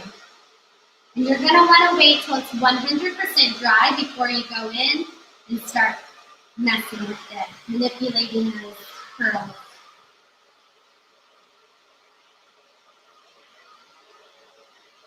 And you can see these beautiful curls starting to take place. Other side. So now that we're in the salons, our clients have missed us so much. It's so important that we come in professional with something fresh to offer them and talking to them about their hair and what their hair is needing for their lives and the direction we're going moving forward. A lot of people are looking for something a little bit more simple, not a lot of maintenance. All right, same effect with the hood dryer. So you're not going to get the same effect with the hood dryer. You're going to get more of a, sorry, let me turn that off. With the hood dryer, you're going to get more of a natural, like, as if you just air dried it. Which when we just air dry, we're going to have less volume. It's going to hang a little bit more than when we use the diffuser. We're going to start seeing that volume and that curl really pick up. So depending on your client's hair, that's really important for you to discover with them on how much volume do they want, how curly is their hair already, and where to go. Because maybe the choice is to air dry. Maybe the choice is to show them how to do this technique, and then to air dry. They can walk out the door like that. By the time they get home, it's going to be dry, and they could just shake it out. So great questions, guys. What type of hair you can use? What type of hair you can use this technique? So any type of hair, like she does not have a lot of curl pattern to her hair. She has a great texture, but with this twist, you are creating those curls. And like we know, wet hair to dry hair, you're gonna set those bonds just like you would with a wet set. So this is your more modern day wet set, giving you more of a natural texture and direction with that. Let me show you the end result if you hadn't seen it earlier. So here we are with the end result. Those front sections that you clipped out of the way, those are going to be softer curls, larger, softer, and then we're moving into higher elevation, texture, and curl patterns happening from the sides to the back. So you could see a little bit more modern finish towards the front, moving into a more natural curl pattern towards that back.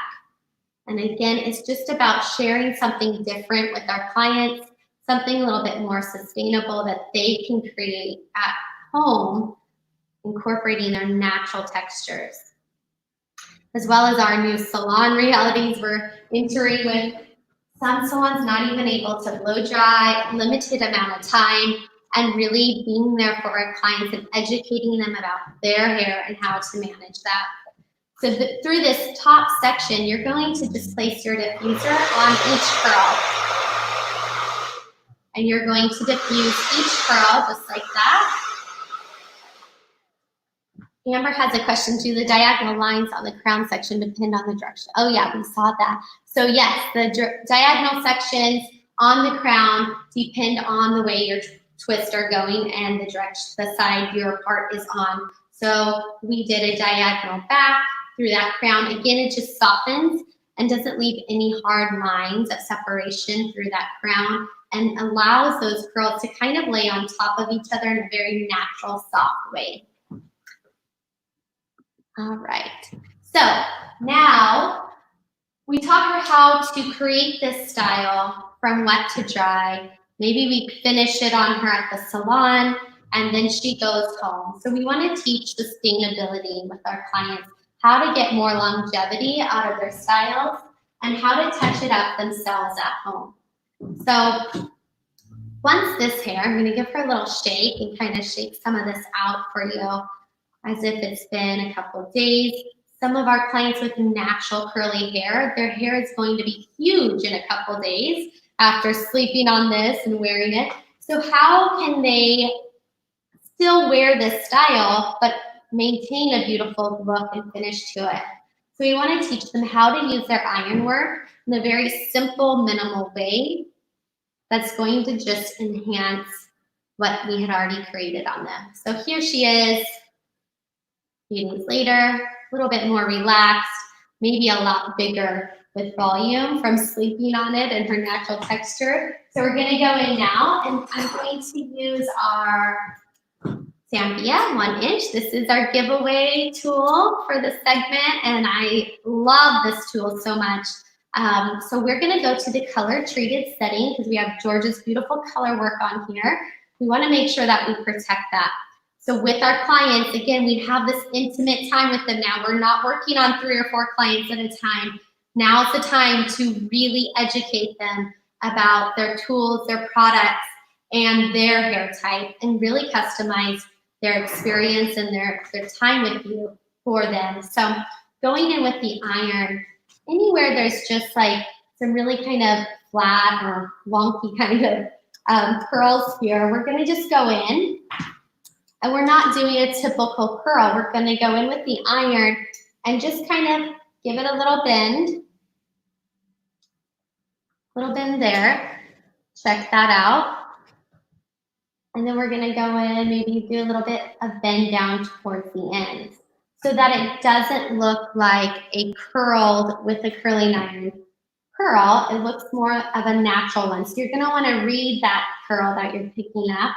That was there, that needs a little bit of touching up. And you're just gonna follow that pattern.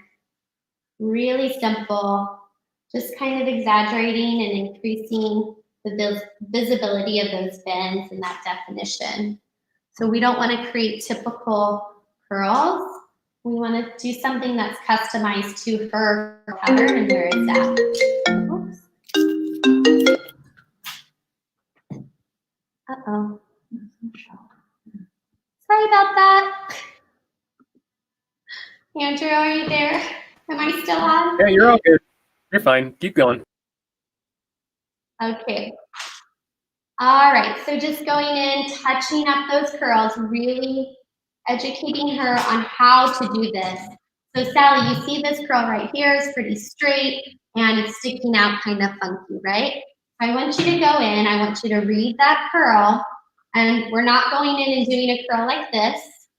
We're going in and we're really just going to be placing that bend here and there where it needs it, not disrupting its natural pattern. We want to go with its natural pattern. Okay, turning her around here, you can see she's starting to work with that.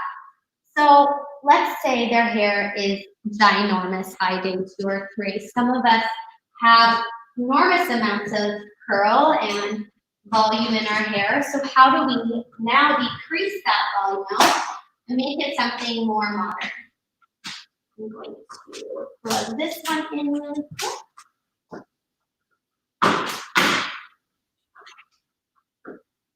Right.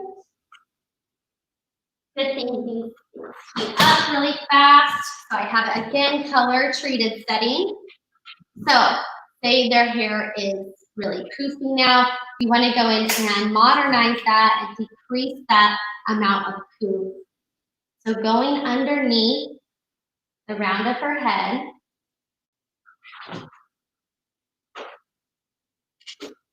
Flipping this gently out of my way. You could see that volume that's stacking out there. I'm going to go in with my iron and I'm going to just affect that base and really kind of just drag that base down, elongating those curls with my iron.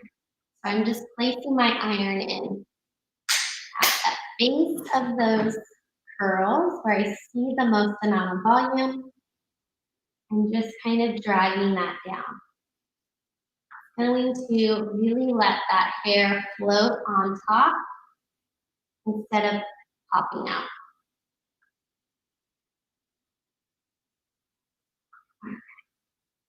And if you want, if it's super curly, you can even like go all the way to the end. Just give it a little bit of a wave down the hair strand so that it doesn't look stick straight.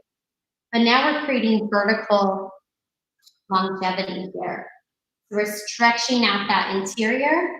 You can see here, this is really popping up, a lot of volume. We're gonna go in and just really stretch that out.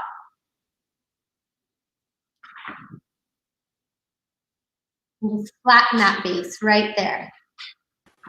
So this is gonna start to elongate her shape and decrease that volume.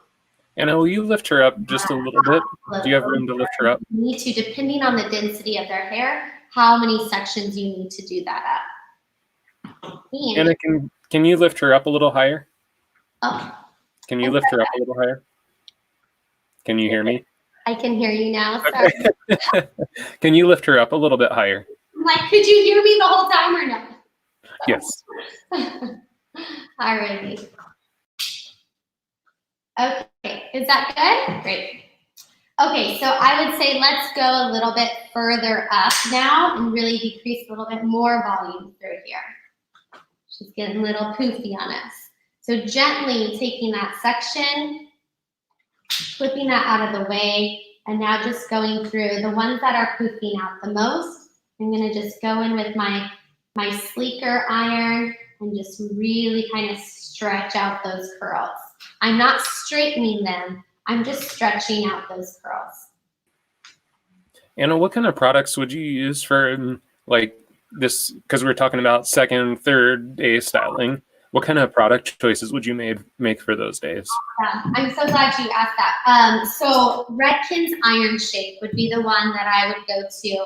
Because of the beeswax technology in this, we're able to reshape the style without having to dampen the hair and start all over. So again, water, getting the hair wet is going to allow those bonds to be reshaped and then dry in a new form. So going in with Iron Shape on the sections we're going to be stretching is going to give me that heat protection, which we want to make sure our clients are doing, as well as allowing me to just create a whole nother shape there with my client's hair. So just going in at that base, I'm leaving that bend through those ends so that they stick out through the top layer here, and it doesn't look like I just have straightened hair underneath there. So we're starting to just kind of decrease that amount of volume and poof through there. So showing our clients how to work with the tools that they have and how to make them work for them and their hair type. Really important to continue to focus on them, not what's going on in the world and all the craziness happening, but just bring positivity and light to them and make it about them and this time that they've been waiting so much for, to just relax and see you again. So. And how do you talk to them about this second and third day styling? Since, I mean, of course, you want them to walk out of the salon looking fresh from the salon. You can't really do some of these things demonstrations. So how do you teach someone this? Great. So you could show them just like demonstrating with the iron off. So going in with the iron off, cool iron, and showing them really quick what you mean, showing them the technique. It's not actually going to be doing it to their hair, but they'll get the idea. Or sometimes they come in with natural curly hair already, and from there you could show them how to just touch that up, and these really simple techniques and tools and products that they can use, and then get started with your service that they're scheduled for. Brittany, how do you give knowledge about products with your clients without them feeling like you're trying to make a sale? I feel what you're talking about. I used to feel that so much. Like, I'm not a sales girl. I'm not good at it. Until Sam shared with us, it's just about what the client needs. And once you focus on them and what they're needing, it makes it so much easier. You're not selling anything. You're helping them know how to manage their hair and how to find the right tools and products that are going to work for them. So once you eliminate the whole sales idea to that client, it just becomes so easy, and you're going to be so surprised at how much more product you are selling without feeling like you're selling to a client. You're helping them. You're giving them what they need.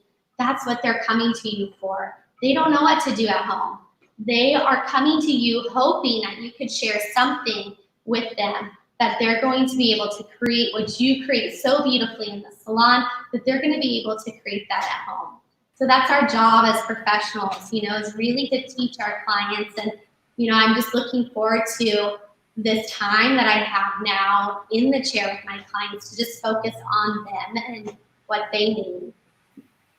Definitely. Yeah. One thing I would add to that too is just usually our concern about that is actually just the stories we are telling ourselves. Because like you said, Anna, the people that walk through the front door, they're coming for a specific service. And part of that service is to talk about the right products for their hair. And so I found for me, what was a big shift for me was recognizing that my perception of being a salesperson was actually my block. And just what you said, if you can shift that mindset to, hey, I'm actually just here to serve this person and fulfill their needs. And if we have confidence in the product lines that we sell, then we should feel that putting a product in front of our guest is actually supporting them and helping to fulfill their needs and their wants. And that takes away that sales process. Absolutely. And when you replace the word want with need, that helps a lot too. So do you want this product today is a lot different than are you needing this product today, in their mindset. And we can say, oh, I don't want that. I shouldn't buy that. Especially at this time, some people might be really struggling. And so we need to respect that when our clients come in. But do you need this product speaks more to, is this something that could help you? Do you feel like you can take this on to incorporate into your everyday styling, Yeah. Yeah. And I would say too, it's really important, like you're saying, to be respectful of the fact that, of course, there's going to be some of our clients that are coming in maybe on a strict budget. But also Jason Everett shared something with us a couple weeks ago that actually kind of woke me up, because he was like, look at it this way.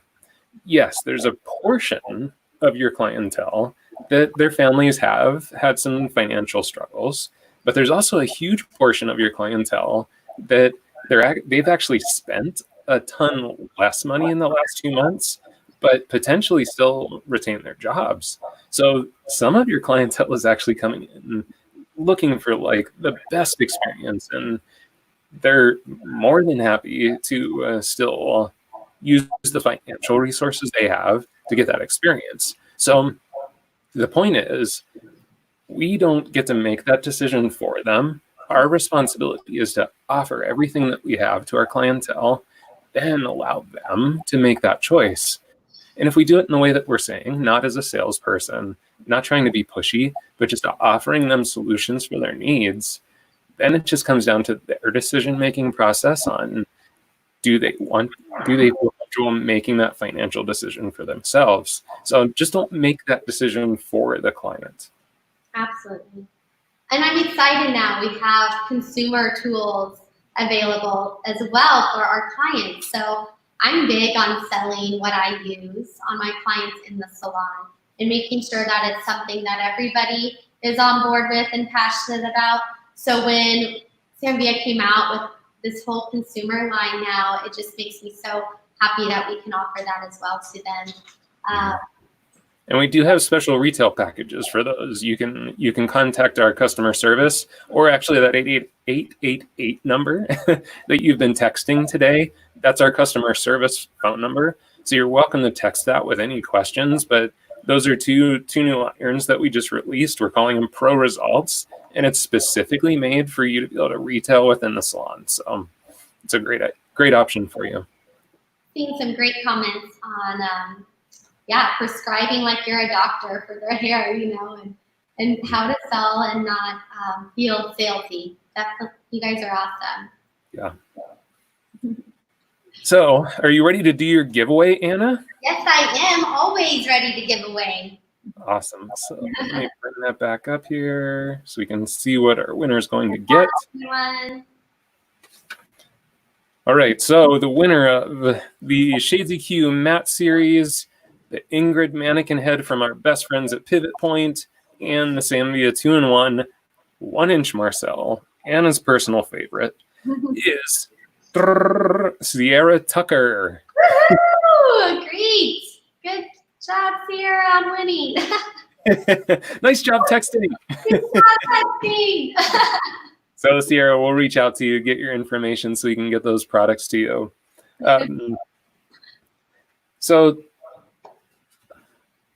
Sorry, hopefully Jesse's coming back on with us here soon because we're about ready to close up here, Jesse. So if you'll jump back on. There's Mr. George Garcia. George. Good job, Anna. Looks great.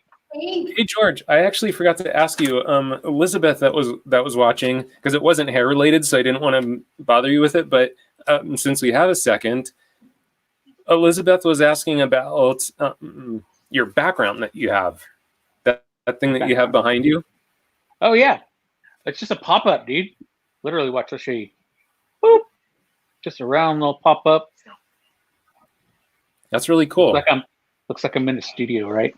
Yeah, where'd you get that? Got a Target. It was on sale. Got a Target.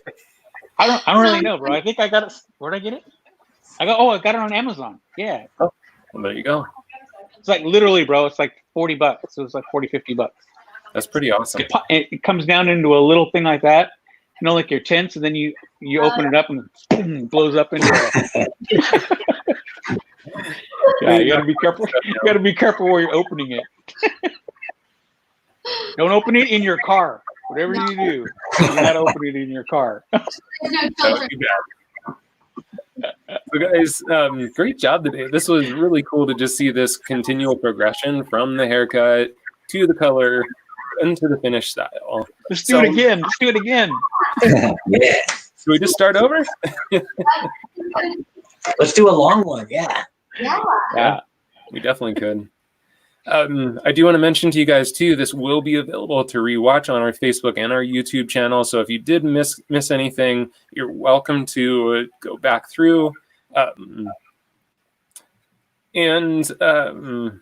Joellen's saying Photo Supply Store. You can get them there. Yeah. So yeah. Thank you, Joellen. What are your final thoughts here? Let's start with Jesse, since you started out our day. Well, I mean, it was just an honor to get to set it all up for these guys to take off for the day. So it was awesome to go through the cut. I could have taken another 30 minutes and kept going. I had so much more I wanted to say. So we'll do it again. Yeah, we'll just have to get you on a couple more Facebook, Instagram, YouTube Live kind of things here soon, Jesse. It's got to happen. I mean, I keep getting peer pressure from this guy to do it. So I guess I'll cave eventually. Well, people just love you so much. They want to see more of you. Good. I hope the content was good, people. Loved it. Love the cut. George, what about you? Yes, sir. Yeah. So, I'm feeling really grateful for you guys allowing me to come in here. You guys are my Sanvia team, Sanvia family, and it was really a huge honor. I love both you guys. Working with both you guys, I know you're true talents, and I've known you guys forever. And Andrew, you also, man, thank you for being such a great host and allowing me to come in here and share what I love to do. Just really quick, I just want to say, like I said, thank you. I know there's a lot going on out there. Sam addressed it a little bit earlier. Everybody, not only with the coronavirus, but what's happening politically in our world right now, everybody just stay safe, and use our voices in a positive way. And just want to thank everyone for tuning in today. I know you guys could be anywhere, but you guys chose to be here with me, Jesse, Anna, and Andrew, and take that little bit of time just to maybe take your mind off of what's happening for just that short period of time. Safe place. I always find a safe place here in not only in our salons, but with Redken and with Sam Villa. And thank you guys for tuning in. I appreciate it. Nice, man. Thank you. Such a pleasure to have you with us today, for sure. And Anna? My pleasure. Yeah, this was fun. I love this bringing in guest colorists and George. You know, we go way back, and so it's an honor to be up here with you guys and sharing this today. And same thing, I would just want to tack on to what you're saying, George. You know, like as salon owners, as stylists, as parents, you know, there's so much going on, and it could be so overwhelming. But to just be that light for our clients and for each other, and focus on your village and the ones that you could see, the ones you could touch, the ones that you can make smile. Like hairstylists have the biggest hearts, and I'm so excited that clients are getting to come back into our space and feel that love and have that smile on their face again, and not to worry about what's happening outside of the salon, but to just focus on themselves and this precious time that they've been really wanting, you know. So I'm excited to get going and happy to be with such a positive team and industry. Let's do it. Yeah. Yeah, everything you guys are saying, it reminds me of that story that Tabitha Coffey shared on the Social-a-thon, where it was a nurse that had written Tabitha a letter. And, you know, I think, look at the nurses and we just feel so much appreciation and so much thankfulness for them. But, I mean, this brought tears to everyone's eyes. This nurse had reached out to Tabitha and had said, hey, we have been here to help keep people safe. But what's so needed, what's so necessary right now is that connection in the salon, because that's what lifts people's spirits. And she was like, that's what people need now more than ever. Mm-hmm. So we have such an incredible opportunity inside of our salons to be that light. So guys, please know, I've seen so many people in the comments that are repeat watchers and big supporters. And, you know, I just hope you guys know that even in this digital world, we do really think of you as our community. So if you need anything from us, and I mean anything, you've got a group of people here that will do whatever we can to support you. And so thank you guys so much for spending time with us today. We know it's Sunday. We know it's your day off. You could be outside doing something else, but you invested that time to be here with us, to educate yourself and inspire yourself to get back in the salon. So thank you so much for watching.